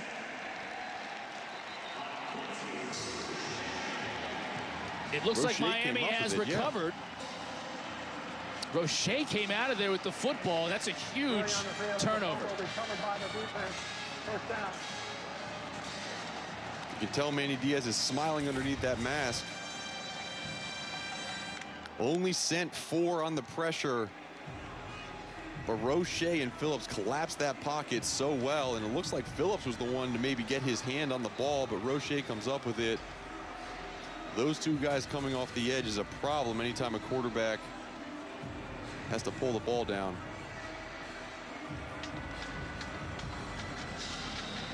Jade Silvera looks like he might have rolled up on his ankle, but he got off the field okay. Now De'Aaron King with the ball. They might look at that to see if it is in fact a fumble. And Narduzzi is hot on that Pitt sideline. He wants an explanation as to why they haven't looked at it if they haven't. Pittsburgh, if they're challenging the ruling on the field if the runner was down. Previous play is under further review. I think he's going to be disappointed with the outcome of this review. Let's take another look at it. Ball's out. Ball's already out. Yeah, well before Yellen, comes close to the ground. I think part of what is frustrating Pat Narduzzi, obviously as he gets a second look at this, he'll understand. But last week, his defense forced a couple fumbles against Boston College, came down to reviews, both were overturned.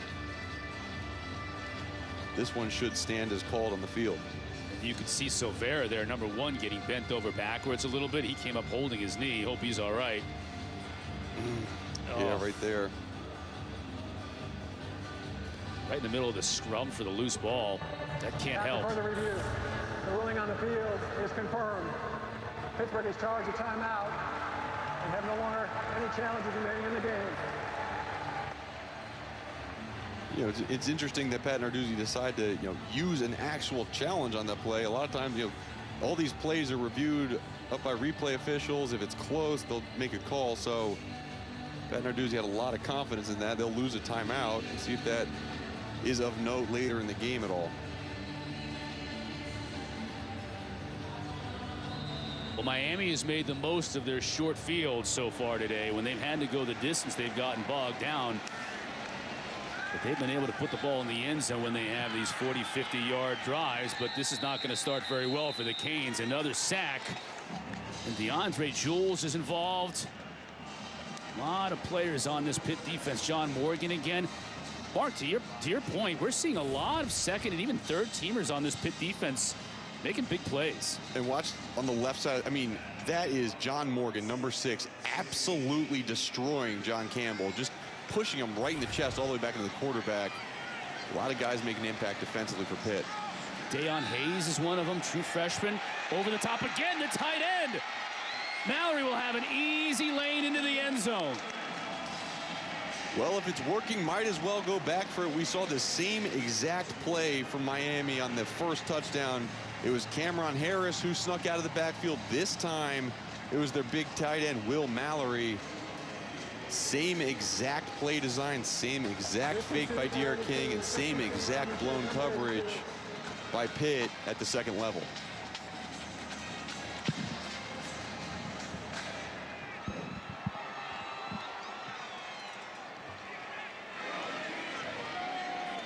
"45 yards on that pass and catch to Will Mallory. His second touchdown of the day. Fill it in for Brevin Jordan, who's out with an injury in this game. Flagged down on the extra point. There's a look at Mallory, junior from Jacksonville, Florida.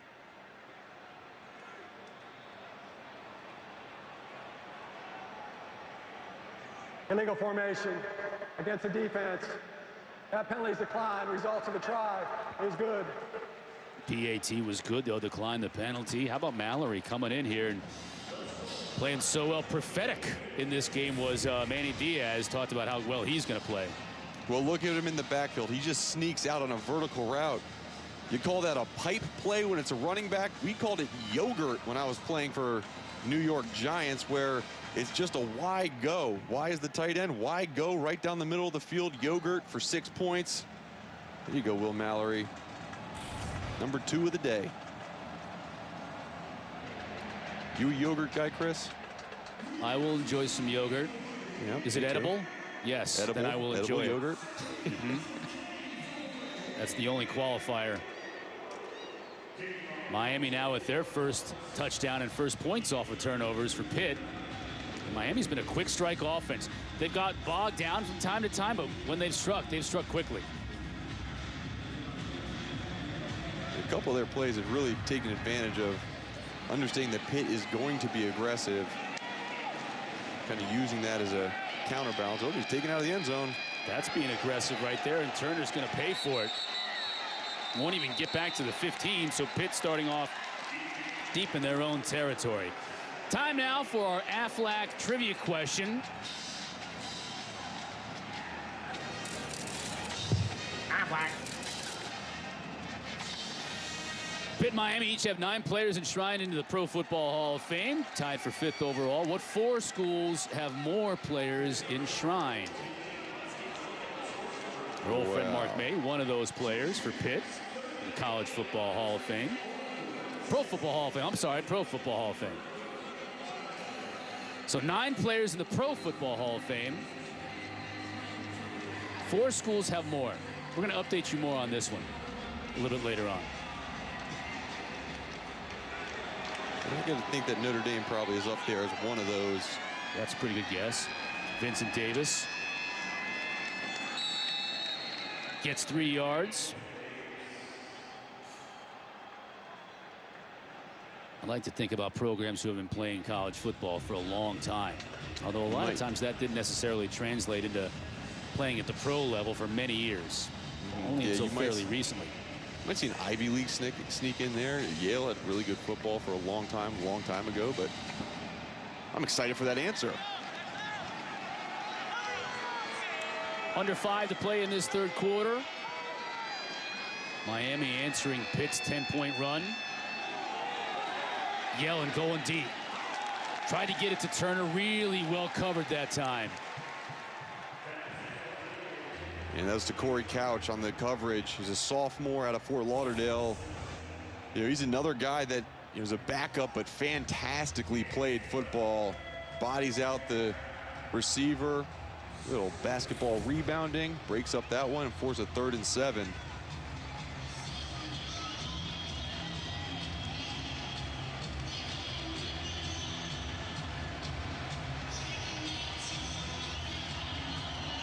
And this will be just what the doctor ordered for Miami to get that defense off the field here with a 3 and out. Miami brings 4. Addison breaks a tackle and picks up a first down. You can see how slippery he is in the open field. Oh, so slippery. And even on that route, you know, he starts from the outside, motions in, starts like he's coming across the field. But just his awareness of where the quarterback's scrambling to, breaks off his route, finds an open lane, and, you know, just makes guys miss. He is a dynamic player, and as a true freshman has really been a savior for this Pitt offense all year. 6 catches for 113 yards for Addison. Fires it to Davis. He's in a little bit of trouble. He'll lose 2. He might have actually done well enough just to lose 2. Roche was tracking him down. Let's check this flag.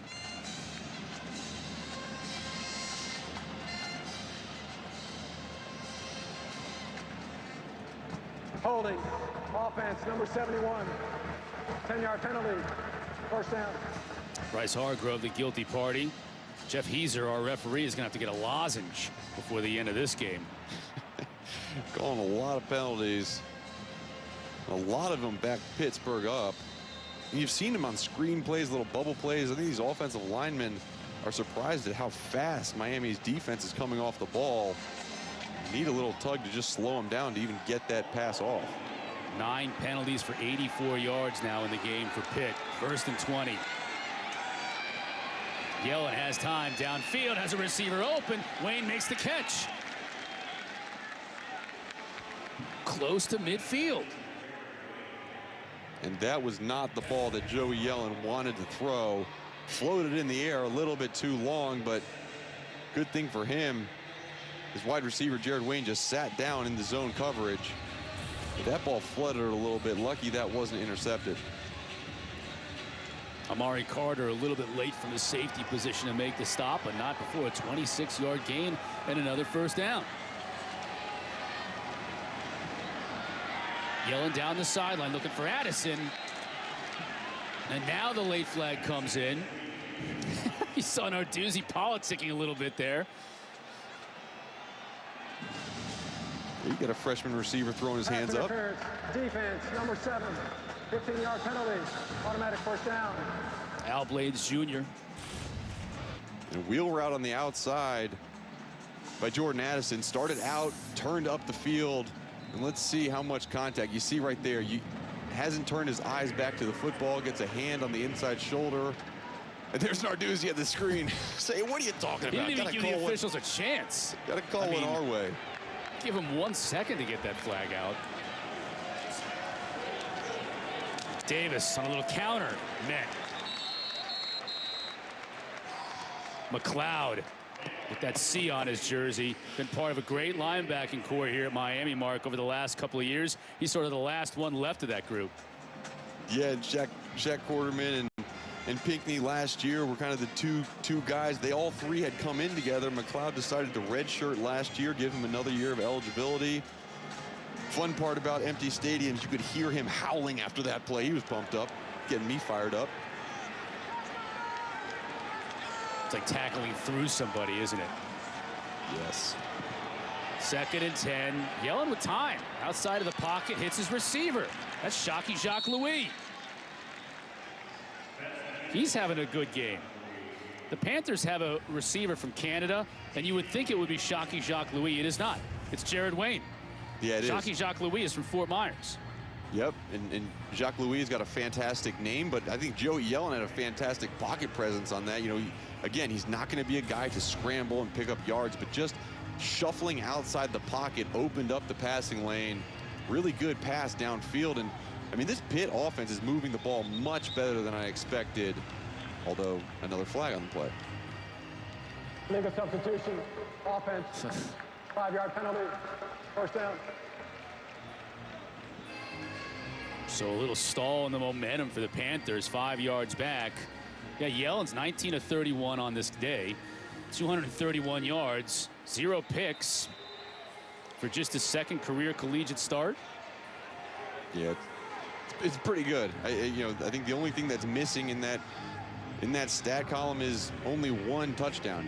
You would hope he'd have more than that just in terms of the amount of times they've been in the red zone, and that's the only thing that is separating this game and De'Aaron King from Joey Yellen during stats. Yellen with time. Oof, dangerous pass, and just couldn't connect with Jalen Barton, his true freshman receiver. Another one. They've got Addison and Barton, where they have high hopes for these 2 receivers in years to come. Yeah, we saw a lot of Jalen Barton in the opening game versus Austin Peay. Had some explosive plays. And I think these 2 add a lot of speed to this wide receiving core for Pittsburgh. Them, along with the addition of DJ Turner, have really revamped what this Pitt offense has looked like this year as opposed to 2019. 2nd and 15. Yellen has Vincent Davis in the backfield. Davis stays to block. Yellen just throws this one out of bounds. That play was blown up from the start. Yeah, it was blown up from the start, and Vincent Davis was in at running back. And Vincent Davis, you know, all these running backs for Pittsburgh, they've struggled a little bit in pass protection, and right there, Vincent Davis kind of got in the way of a defender, but not much in terms of slowing him down. And that brings up a big 3rd and 15. And what Joey Yellen needs to understand right now is we're in field goal position. Yes, obviously we want a score touchdown, but do not turn this ball over. Give Alex Kessman a shot at 3 points. Empty backfield for Pitt. Miami brings 4. A little screen underneath. Nice play by the Panthers, and Tasir Mack. Did he get close enough for them to think about it? 4th and 3. 3 yards, 4th and 3. To me, I'm taking a field goal right now. If I'm Pat Narduzzi, my defense has been playing well. Obviously, a couple blown coverages that have led to touchdowns, but on the whole, this Pitt defense has played well enough to give us another shot, more opportunities with the football. Let's take 3 on this drive. Kessman in again for his 4th field goal attempt of the day, and they've all been fairly short kicks, especially by his standards. 30 yards on this one. Inside that left upright. 4 for 4 is the senior from Clarkston, Michigan. Solid drive for Pitt with an answer. Again, though, comes to the end with just 3 points instead of 6. We got an answer for our Aflac? This time I'll make sure I understand what I'm reading. Aflac. Pitt and Miami each have 9 players enshrined in the Pro Football Hall of Fame. In Canton, that's tied for 5th overall. What 4 schools have more players enshrined? Mark, you said Notre Dame. That was a very solid guess. Ed Reed's one of them. He went to Miami. USC makes sense. Michigan and Ohio State. Old school football powers. Alabama's the one you look at and you say, thought they might be in there, but certainly can't argue with the 4 that are right there. Bama has 8 players enshrined in the Pro Football Hall of Fame. You think about, too, you know, some of the SEC dominance over the past 10 years in terms of college football. You know, those players who have maybe dominated the SEC going through the pro ranks haven't been out long enough to be enshrined. I'm sure that number will change, and another team will be up there eventually. Yes, so many of those Miami players are the Michael Irvins and all of that time frame. Larry Fitzgerald, certainly for Pitt, will be one coming up. Yep, absolutely. Dan the Man Marino, guy in there from Pittsburgh as well. Now, I noticed at the beginning of the year, Kenny Pickett may have had a shot at passing Dan Marino in terms of his all-time passing number at Pitt, which is the 2nd number. Harris nowhere going with this defense at Pitt. Is just. This is again Kalijah Cansey, number 8. This is a 2nd string defensive tackle. That guy right there is a 2nd string defensive tackle. Yeah, only at Pitt. Literally only at Pitt. I mean, this guy, you know, I mean, his numbers speak for themselves. I mean, he has 1.5 sacks in the season, 5 tackles for losses coming into this game, and huge stop on there. And this is a game. As we make our way to the 4th quarter, we got dancers, we got spin moves, we got jigs, we've got touchdowns scored. Playoff. January 11th, right here, Hard Rock Stadium, I should say, down at Miami Gardens. We've got a 4th quarter to play here, though, in a pretty good game. Can Miami get anything going offensively here in this 3rd quarter? King can't hit Mallory. Other than the big strikes, Mark, Miami's gotten bogged down from time to time offensively. -3 yards rushing on 6 carries in that 3rd quarter. Yeah, they haven't been able to rush the ball, and D'Eriq King looks like he's flustered back there when he is in the pocket. A lot of pressure from Pittsburgh's defense. They've been known for that. They knew that coming in. Look at the time of possession difference. Pitt has had the ball for 12 more minutes than Miami, mostly because Miami has only converted 1 3rd down this entire game.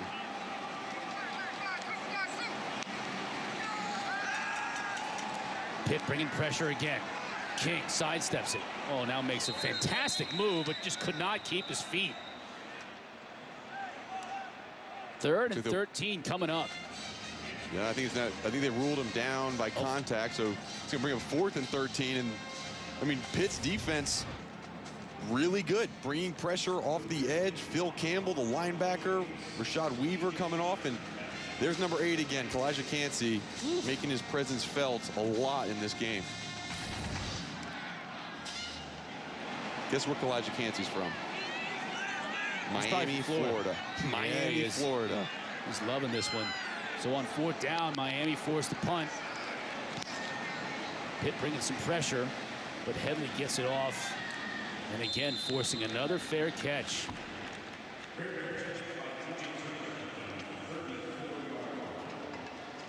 Tonight at 11 o'clock Eastern, the Huddle Quartet, Jordan Cornette, Eric McLean, E.J. Manuel, and Mark Richt will be back with complete breakdowns of all 8 ACC games today. The Huddle. It's right here on the ACC Network and on the ESPN app.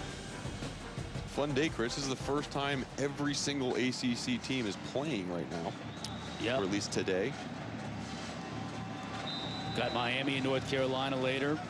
Clemson just destroying Georgia Tech right here in Atlanta right now.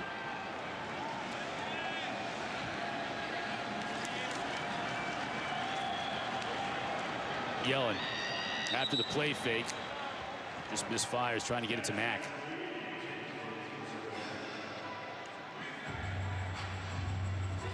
I think Joey Yellen has really settled down in this offense. He's directing people, he's commanding the plays. And I think of the 2 quarterbacks we're seeing today, I think Joey Yellen right now is the one who has the most composure, has been most productive in this 3rd quarter. Davis picks up the blitz, but Yellen can't make him pay. And just as I say that, he throws an incomplete pass, kind of probably his worst throw of the day. But the 3rd down hasn't been very good for either team. Not very successful on 3rd down. Pitt hasn't been. Miami, we saw they only have 1 conversion. We saw Bevel early in this game. He's been relegated to the headset, and now it's Joey Yellen's team trying to come back this 28-19 deficit. 3rd and 10 for Yellen. Delayed blitz picked up. Yellen hits his receiver, and it's dropped. Had it right in Shockey Jacques Louis' hands, and it would have been a 1st down, and it's 4th down, and they'll be forced to punt. It's a huge miscue by Pitt offensively. Good route by Jacques Louis, designed perfectly. I mean, just right in his hands, and you see him turn his head before he secures the catch. Right in front of the head coach, too. Not that it would have mattered if it wasn't right in front of the head coach. You'll still hear from him. Xavier Restrepo back to receive this kick. Christodoulou. And Restrepo comes up to make the catch. He was almost kick-catch interference. No flag, though, and Miami takes over from their own 26. How much does Manny Diaz respect Ed Reed? Right in the middle of a game. He's having a conversation with him on the sideline about what's going on. And Mark, Ed Reed's been a big-time supporter of this, not only this program, but you think about the safeties, Bubba Bold and Amari Carter, now Brian Balaam, the young freshman. They all look up to him, and he spends a lot of time with this program. De'Aaron King steps up, a lot of pressure, and King's just going to have to throw this one away. Yeah, and Ed Reed, what he's brought is not only an intensity to a former player coming back, but he's one of the best safeties ever to play football, regardless of college or pros. And he's a guy that can just communicate so well with the players and kind of can get down on their level. And we talked to Manny Diaz just as an example.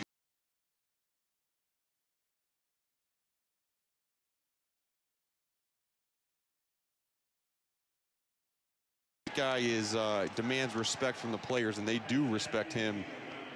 And you mentioned he can coach up these safeties too. He's a little bit of that Mr. Everything for this Miami team.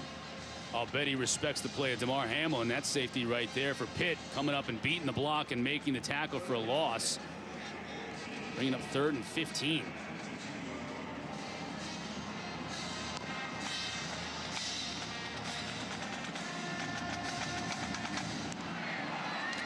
Will Pitt bring pressure? They bring just 4. King's going to look to do it himself on the ground and won't even come close. Servassier Dennis on the stop, and Miami will once again be forced to punt. I'm a little surprised too, you know. I know you have the lead, but we have yet to see any 3rd and long attempts really by Miami. And you know, that's probably why they've only converted 1 of 8 of those.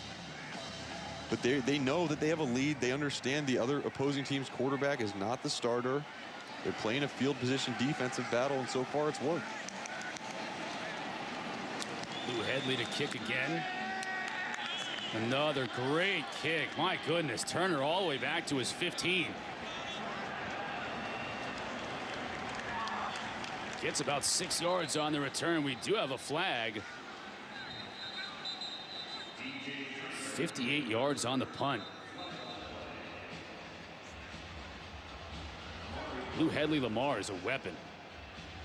He sure is. I mean, averaging 50 yards a punt in this game, that's NFL. I mean, that doesn't happen in the NFL. Those are fantastic punts, and they, you know, hang time matches distance too, which you're always afraid a big leg kicker can outkick your coverage.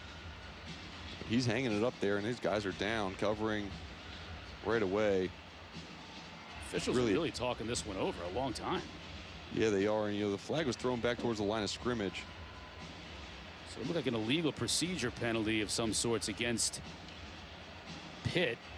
It was 4th and 9.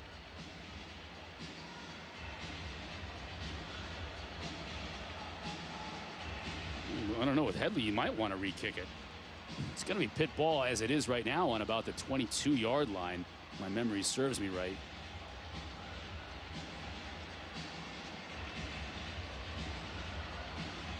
So, but if you re-kick it, then you're risking all kinds of things happening.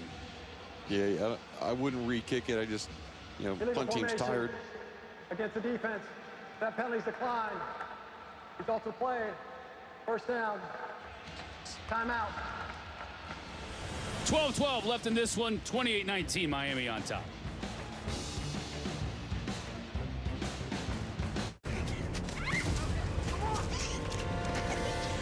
Let's hide in the attic. Chris, trainers just now working with Bubba Bolden on the sideline. They were taping up his nose. They were holding his nostrils, taping it up. It looked like, you know, as we know, he had cut his nose in the last game, so you can see him still here on the sideline. But he's going back on the field with his teammates, and that's something that Jalen Phillips talked about, just his dog-like mentality for Bolden. He said you just see him in games. He's flying all over the field. He plays with high energy. He goes all out. He inspires his teammates with the way that he plays. Yeah, there's Phillips right there. We'll see both of them on this series, trying to once again stifle this Pitt team. They haven't been able to run the football, but Joey Yellen's been putting in yeoman's work, filling in for Kenny Pickett today at that quarterback spot to keep Pitt in the game. Back to pass again. Flutters it over the middle and is successful. Mark, we've seen him flutter some passes over the middle, but he's finding his receivers.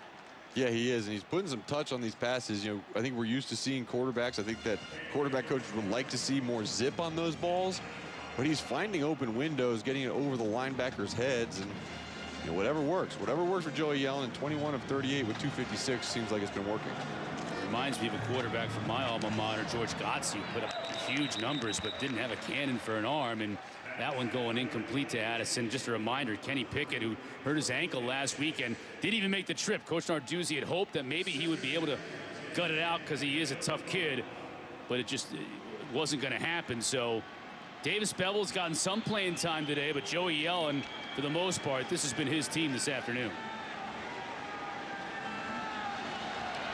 2nd down and 10 for the Panthers. Davis stays in for protection. Incomplete again. Trey Tifton this time. He's had some receivers drop balls today. I feel like every time we talk Pitt offensively, we talk drop passes, because last year they led the NCAA in terms of dropped passes. This year they're right along pace to do the same thing. And a lot of these passes that are catchable, you know, we saw Jockey Shock Louis drop one that would have been a 1st down. That one was close to a 1st down, and now a lot of these drops set up 3rd and long, makes it much more difficult on their young quarterback. Miami looking like they might bring pressure. They do. Picked up initially. Yellen and his receiver just couldn't quite get together. Tipped in again, the intended receiver on that play, 4th down. Yeah, good coverage on that play. Corey Couch covering that inside fade look. Good jam at the line of scrimmage. And you're allowed to have that physical contact within 5 yards. Good job forcing the incompletion, and now Pitt's forced to punt once again.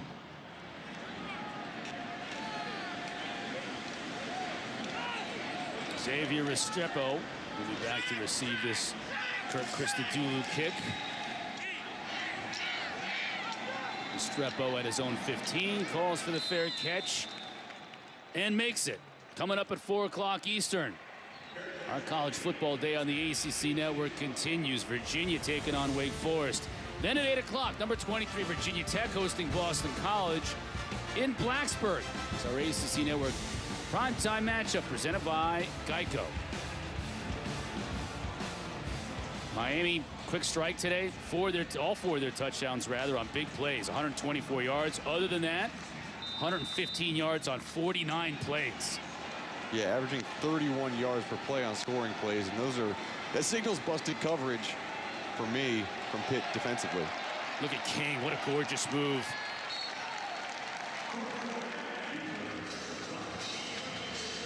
Getting him some breathing room and a 1st down. 22 yards on the carry. Yeah, great move. Great spin move by D'Eriq King.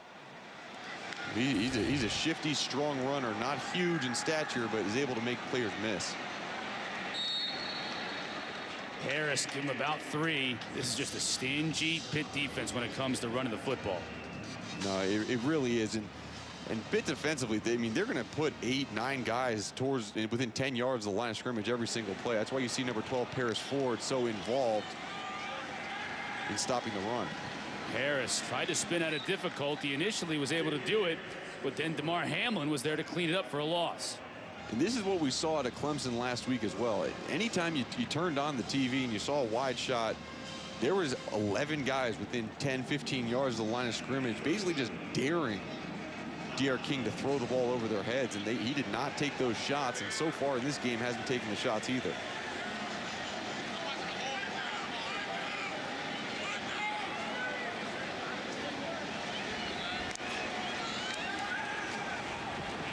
Harris picks up the blitz.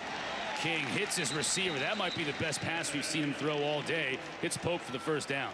Absolutely agree. He stepped into it. He threw with power. He knew that pressure was coming, but he had a clean pocket. Great job of protecting the quarterback in his throwing lane. Good, confident throw to pick up that 1st down. Only their 2nd 3rd down conversion on the day, but it gets them into Pitt territory, and that clock now ticking below 10 minutes, but they've got a 9-point cushion. Harris gets it into that 2nd level, give him 6. See some of the Pitt defenders with their hands on their hips now. Mass substitutions. Miami's going fast. They might catch too many men on the field. King outside. Again, it's Pope. He may have been stopped just shy of that marker to gain. He is. It'll bring up 3rd down and about 6 inches. And Pitt got lucky. They were about a step away from having 12 men on the field. Miami hurries up to try to get this 1 yard at 3rd and 1.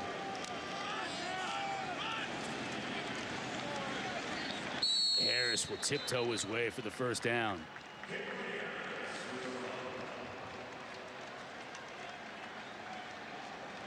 And down 2 scores, Mark. That clock is now starting to become a factor if Miami can find a way to do something they really haven't done all day, and that's grind it out a little bit on the ground.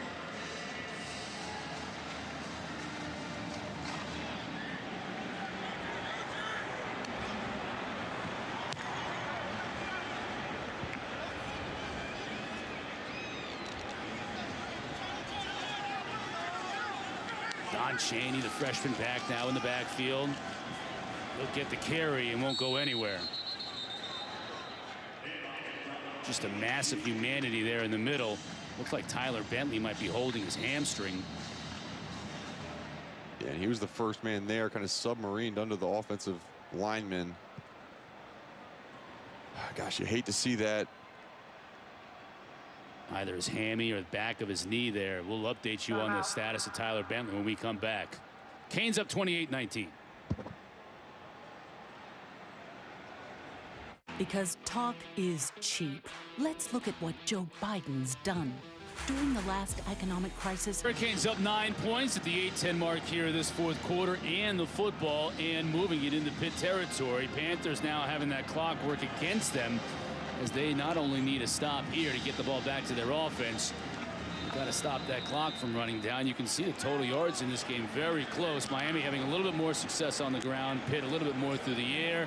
But Miami's made the big plays to get into the end zone, and Pitt's been forced to kick a lot of field goals. That's the difference.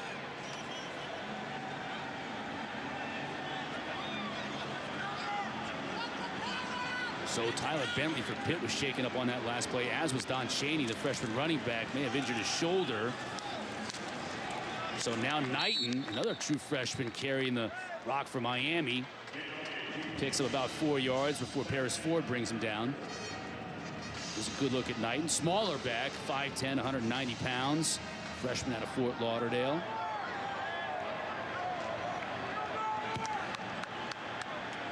And Lashley's going fast to the line of scrimmage, getting this defense lined up. Trying to look to see where the safety's down and where to run the football. King swings it out to Harley. Has room. Picks up the first.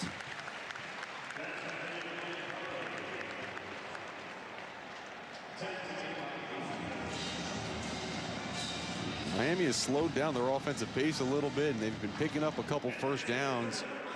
And Chris, you mentioned it. You watch that clock tick down, and at what point does it become nervousness for Pat Narduzzi, where he has to send some pressure? I think that they've allowed De'Aaron King to kind of throw dink and dunks, hoping to come up and tackle it. But as this clock continues to run, don't be surprised to see Randy Bates dial up some pressures to force the ball out of his hands quickly. Canes have done a nice job on third down on this drive, 3 for 3 to keep the drive alive. Knighton again brought down by Hamlin. Pickup of a couple. There's Chaney, just came out of the tent. Alex was reporting to us earlier that he may have had a hurt shoulder.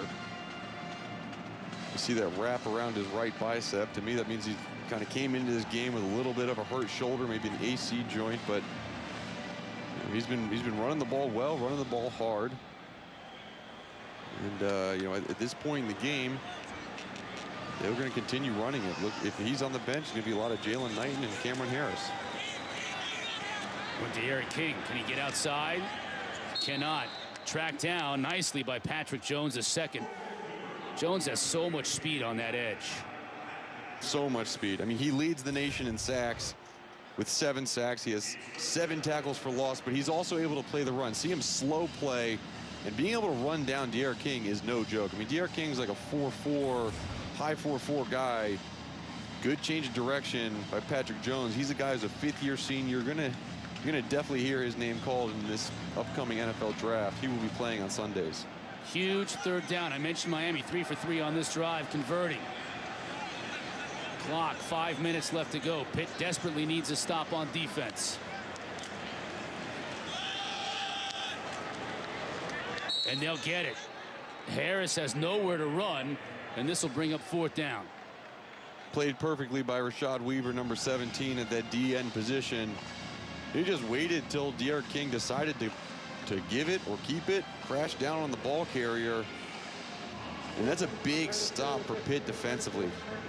Maintain a 9-point game, and this is going to be a huge field goal by a very consistent kicker. Borregales on it to attempt a 37-yard field goal. Perfect on the season, 7 for 7. You see Pitt unbalanced line as they try to get to it, and they cannot. Borregales converts the 37-yard attempt.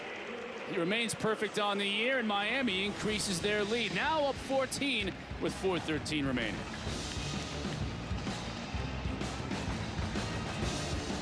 For a close shave, you need to get a razor and lather up. For a quick shave on the go, You need to settle for an election. Pitt and number 5 Notre Dame, and Virginia takes on Virginia Tech in Blacksburg. All kinds of rivalries on Sunday Best tomorrow, right here on the ACC Network and on the ESPN app. Speaking of Pitt squaring off against Notre Dame, the football teams will square off next weekend, 3:30 on ABC. Well, I'm going to talk about that game in a little bit here after the kickoff. Regalis to DJ Turner. Standing on his own end zone, fair catch. Pitt will take over the 25. Mark, we don't know how long Kenny Pickett's going to be out. And with Pitt's season, hanging in the balance here in a tough Notre Dame game last weekend, it may be Joey Yellen. It may be his team now the rest of the way, or at least for a few weeks. Yeah, and you see right there glooming number 4 Notre Dame next weekend, and I think Joey Yellen has gotten comfortable in this game. I think he's made some accurate throws, but it's not the same Pitt offense as with Kenny Pickett. So there's going to be a lot on this young redshirt freshman's shoulders, and he has performed admirably. But again, it's a little bit of a different team, and you can tell from the play calling and just the risks that Pittsburgh's willing to take offensively. Well, you're going to have to take some risks now. Down 2 scores. Addison, that's his go-to guy. Makes the catch, another first down. Addison's having a huge game. 7 catches, 126 yards. Yeah, he is. And by no means am I saying Joey Yellen is having a bad day, at all. But he's been able to find his open receivers. He just isn't as mobile on the ground. But when he gets a pocket presence, he's able to make some plays. Tried to find Turner over the top, incomplete. Bubba Bolden, broken nose and all, out there on the coverage. I shouldn't say broken nose. I'm not sure if it's broken. He just had it attended to moments ago.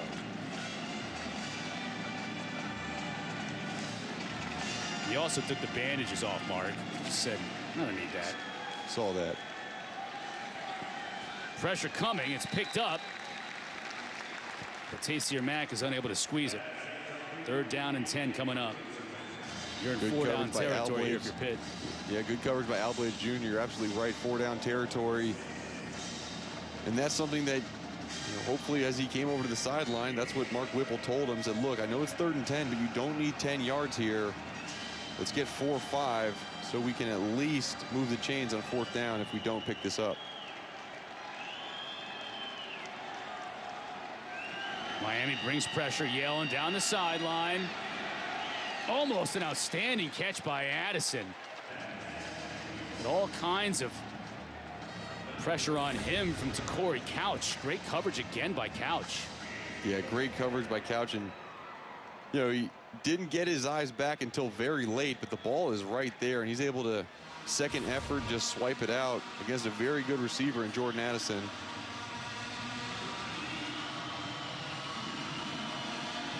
Fourth down and 10. This is it for Pitt if they want to stay in this game. Got to convert here. We do not see number 3 Jordan Addison on the field, which is a little bit of a surprise. Again, Miami brings pressure up the middle. Yellen gets rid of it, but incomplete. He took a shot on that desperation heave. And that's big Jade Silvera. Good pressure brought, but big number 1 right up the middle. Took his head to the side. Good form tackle on the quarterback, and that's something that nobody likes to feel, but great job by Blake Baker, dialing up pressure when necessary, continuing to provide great coverage on the back end.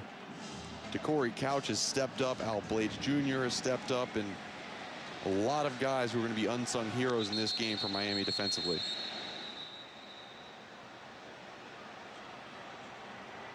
Officials are checking something here. 3:34. Under further review. My guess is they're reviewing it for a targeting. Yeah, they could be reviewing it for targeting, and I think that as we kind of redid that play a minute ago, it was like Jade Silvera, number 1, got his head to the side of the quarterback. To me, that is a perfect form tackle.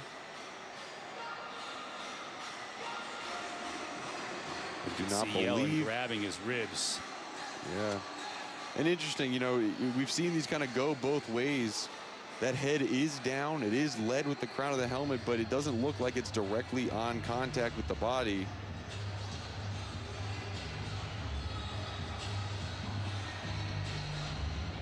Let's get another angle on this one.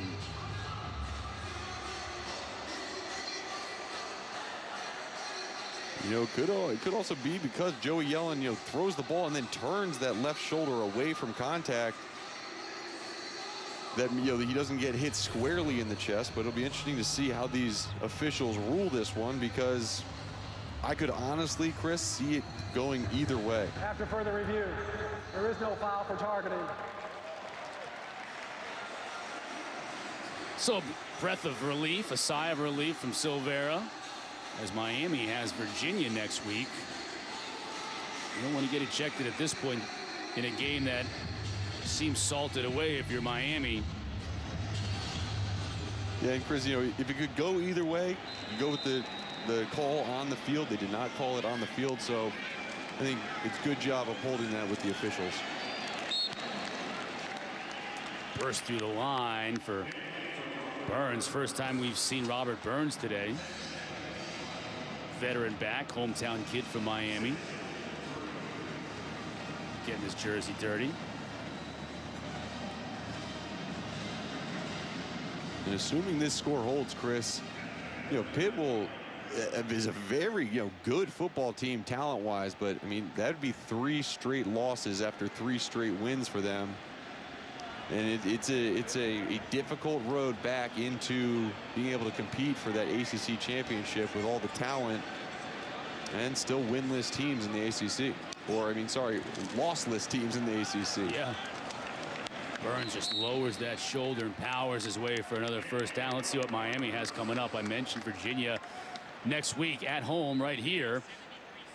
And then at NC State, at Virginia Tech. Georgia Tech will come back here again. Remember the game last year, they lost to Georgia Tech at home. And rounding things out on December 5th against North Carolina. And all those games are winnable games, and then that you see right at the end of the season. I mean, how big could that North Carolina versus Miami game be? Potentially, you know, UNC heading into that game potentially with no losses. They obviously have to play Clemson at some point. But you could have 2 one-loss teams, and then the winner of that could decide who's number 2 in the ACC. Second charge, timeout. Pitt calls a timeout here, just under 2 minutes. As the hope is they can get a stop here and somehow get the ball back to their offense. Coach Narduzzi coming out to meet with his defense.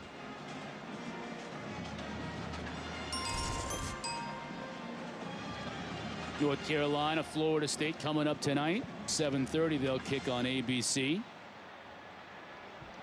Alabama and Georgia tonight too. That's another huge game. Nick Saban, by the way, tested negative for coronavirus 3 times in a 24-hour period. That was the protocol he had to meet in order to be able to coach tonight. He met it. He will coach Alabama tonight in that game against Georgia. Just another wrinkle in college football, man. Every weekend. Another wrinkle. Every weekend it's something else. And that UNC Florida State game is going to be fun to watch. I mean, 2 running backs that are all world for UNC. Florida State thinks they found something with the quarterback, and so you have 2 teams that are on the rise right now. UNC just, I mean, Javonte Williams and Michael Carter with Sam Howell at quarterback, they are running the ball all over people. Third and final timeout. Yeah, not even to mention, you say Howell. How about the receivers they had coming back from last year with De'Ami Brown and Daz Newsome? I mean, that was going to be the strength of their team, throwing the football with Howell and those 2 receivers. Now these 2 running backs come to the fore. Yeah, tough. I mean, with these running backs, not only do they run the ball well, but they run a true RPO offense, and the running backs are involved in the passing game. I mean, it's an exciting football team to watch, wearing that Carolina blue, and you know, I think Mac Brown has something going there down at UNC. Miami will obviously keep a close eye on that game. These Canes now with just the 1 loss in conference play, the loss last weekend at Clemson. Top 2 teams in the conference will play for the conference title. on either the 12th or the 19th of December, and I'm assuming that by the time we get to the end of the year, we'll have so many games being rescheduled for that first weekend that it'll probably be the latter weekend, but we'll wait and see. Either way, top two teams, no divisions. The top two teams will play, so Miami's still very much alive for a potential rematch against Clemson in that ACC championship game. And yes, I am assuming that Clemson is going to play in that ACC championship game. Are you mad at me for that, Mark? No, not really at all. I think it's a fair assumption to make. I mean, they have. There's like Clemson and then the rest, and that's kind of how it's been going for the past couple of years. I will say though that gap looks like it has been diminished a little bit this year, and I think you saw that just last week. Miami had some decent numbers in that fourth quarter, good fourth quarter drive by D.R. King, but regardless of what happened last week with Miami, they are going to be very satisfied coming away with a win today and finishing this game 4-1. Manny Diaz takes off the headset, pat on the back for his staff. Bouncing back from the loss last week that they all said, put it, each player, D.R. King, some of the other leaders put it on their own shoulders. They all knew it. They didn't perform the way they needed to last week, despite the fact that Clemson is the best team in the conference. There's no arguing that. But Miami felt they were better, and they came out today and took the lead and never looked back. Yeah, and they put up some impressive numbers offensively in that second half, scored a lot of points versus a very good Pitt defense. And I got to say, too, very impressed with Pittsburgh and Joey Yellen and how well he handled the role offensively as a starting quarterback. But at the end of the day, the firepower for Miami, they ran too many plays, and Pitt wasn't able to stop them on every single one of them. Final buzzer sounds. D.R. King may not have had the best game of his career from a statistical standpoint, but I'm sure King would trade a W for any of those numbers, being the type of player that he is. And he made big plays, Mark, and that was the big difference in the game. Miami had big plays for touchdowns, and Pitt had to settle for field goals. Yeah, and D.R. King so good off the play action, very good at being able to sell the fake. The linebackers biting up and finding his receivers really towards the middle of the field a lot. And this one to Will Mallory, who got the start with Brevin Jordan down. Hoping Brevin Jordan is healthy next week as they take on Virginia. A really good offensive performance by D.R. King. Overcame those 2 interceptions, 4 touchdowns on the board. He's going to be happy with that performance. Coach Diaz is probably happy with it as well. Alex Chappell is standing by with the Miami head coach. Hey, Coach Diaz, well, you told us we weren't going to be defined by one game. Coming off of last week, what did you like about the way your team responded today? The way we battled, because that was hard. That's a difficult team to move the ball against. There was a lot of adversity during the game. We turned the ball over, gave them some short fields, but the way we played team ball, defense gets a big turnover, offense goes in and scores. I thought we played great complementary football, special teams. Lou Headley, unbelievable flip in the field. Really proud of our guys. Specifically, looking at your defense, Pittsburgh was in the red zone 5 times, but just 1 touchdown. What can you say about their performance? It's an attitude. It's a toughness when you get them in the red zone. That's 3 years against those guys and only allowed them in our end zone 1 time. They'll be disappointed about the one that they let them in, and that's a mindset. Blake Baker, our staff, did a great job. Coach Diaz, thank you for your time. Thank guys. you. Thank you, Coach. Thank you, Alex. Again, our final 31-19. Miami improves to 4-1 on the year, 3-1 in league play.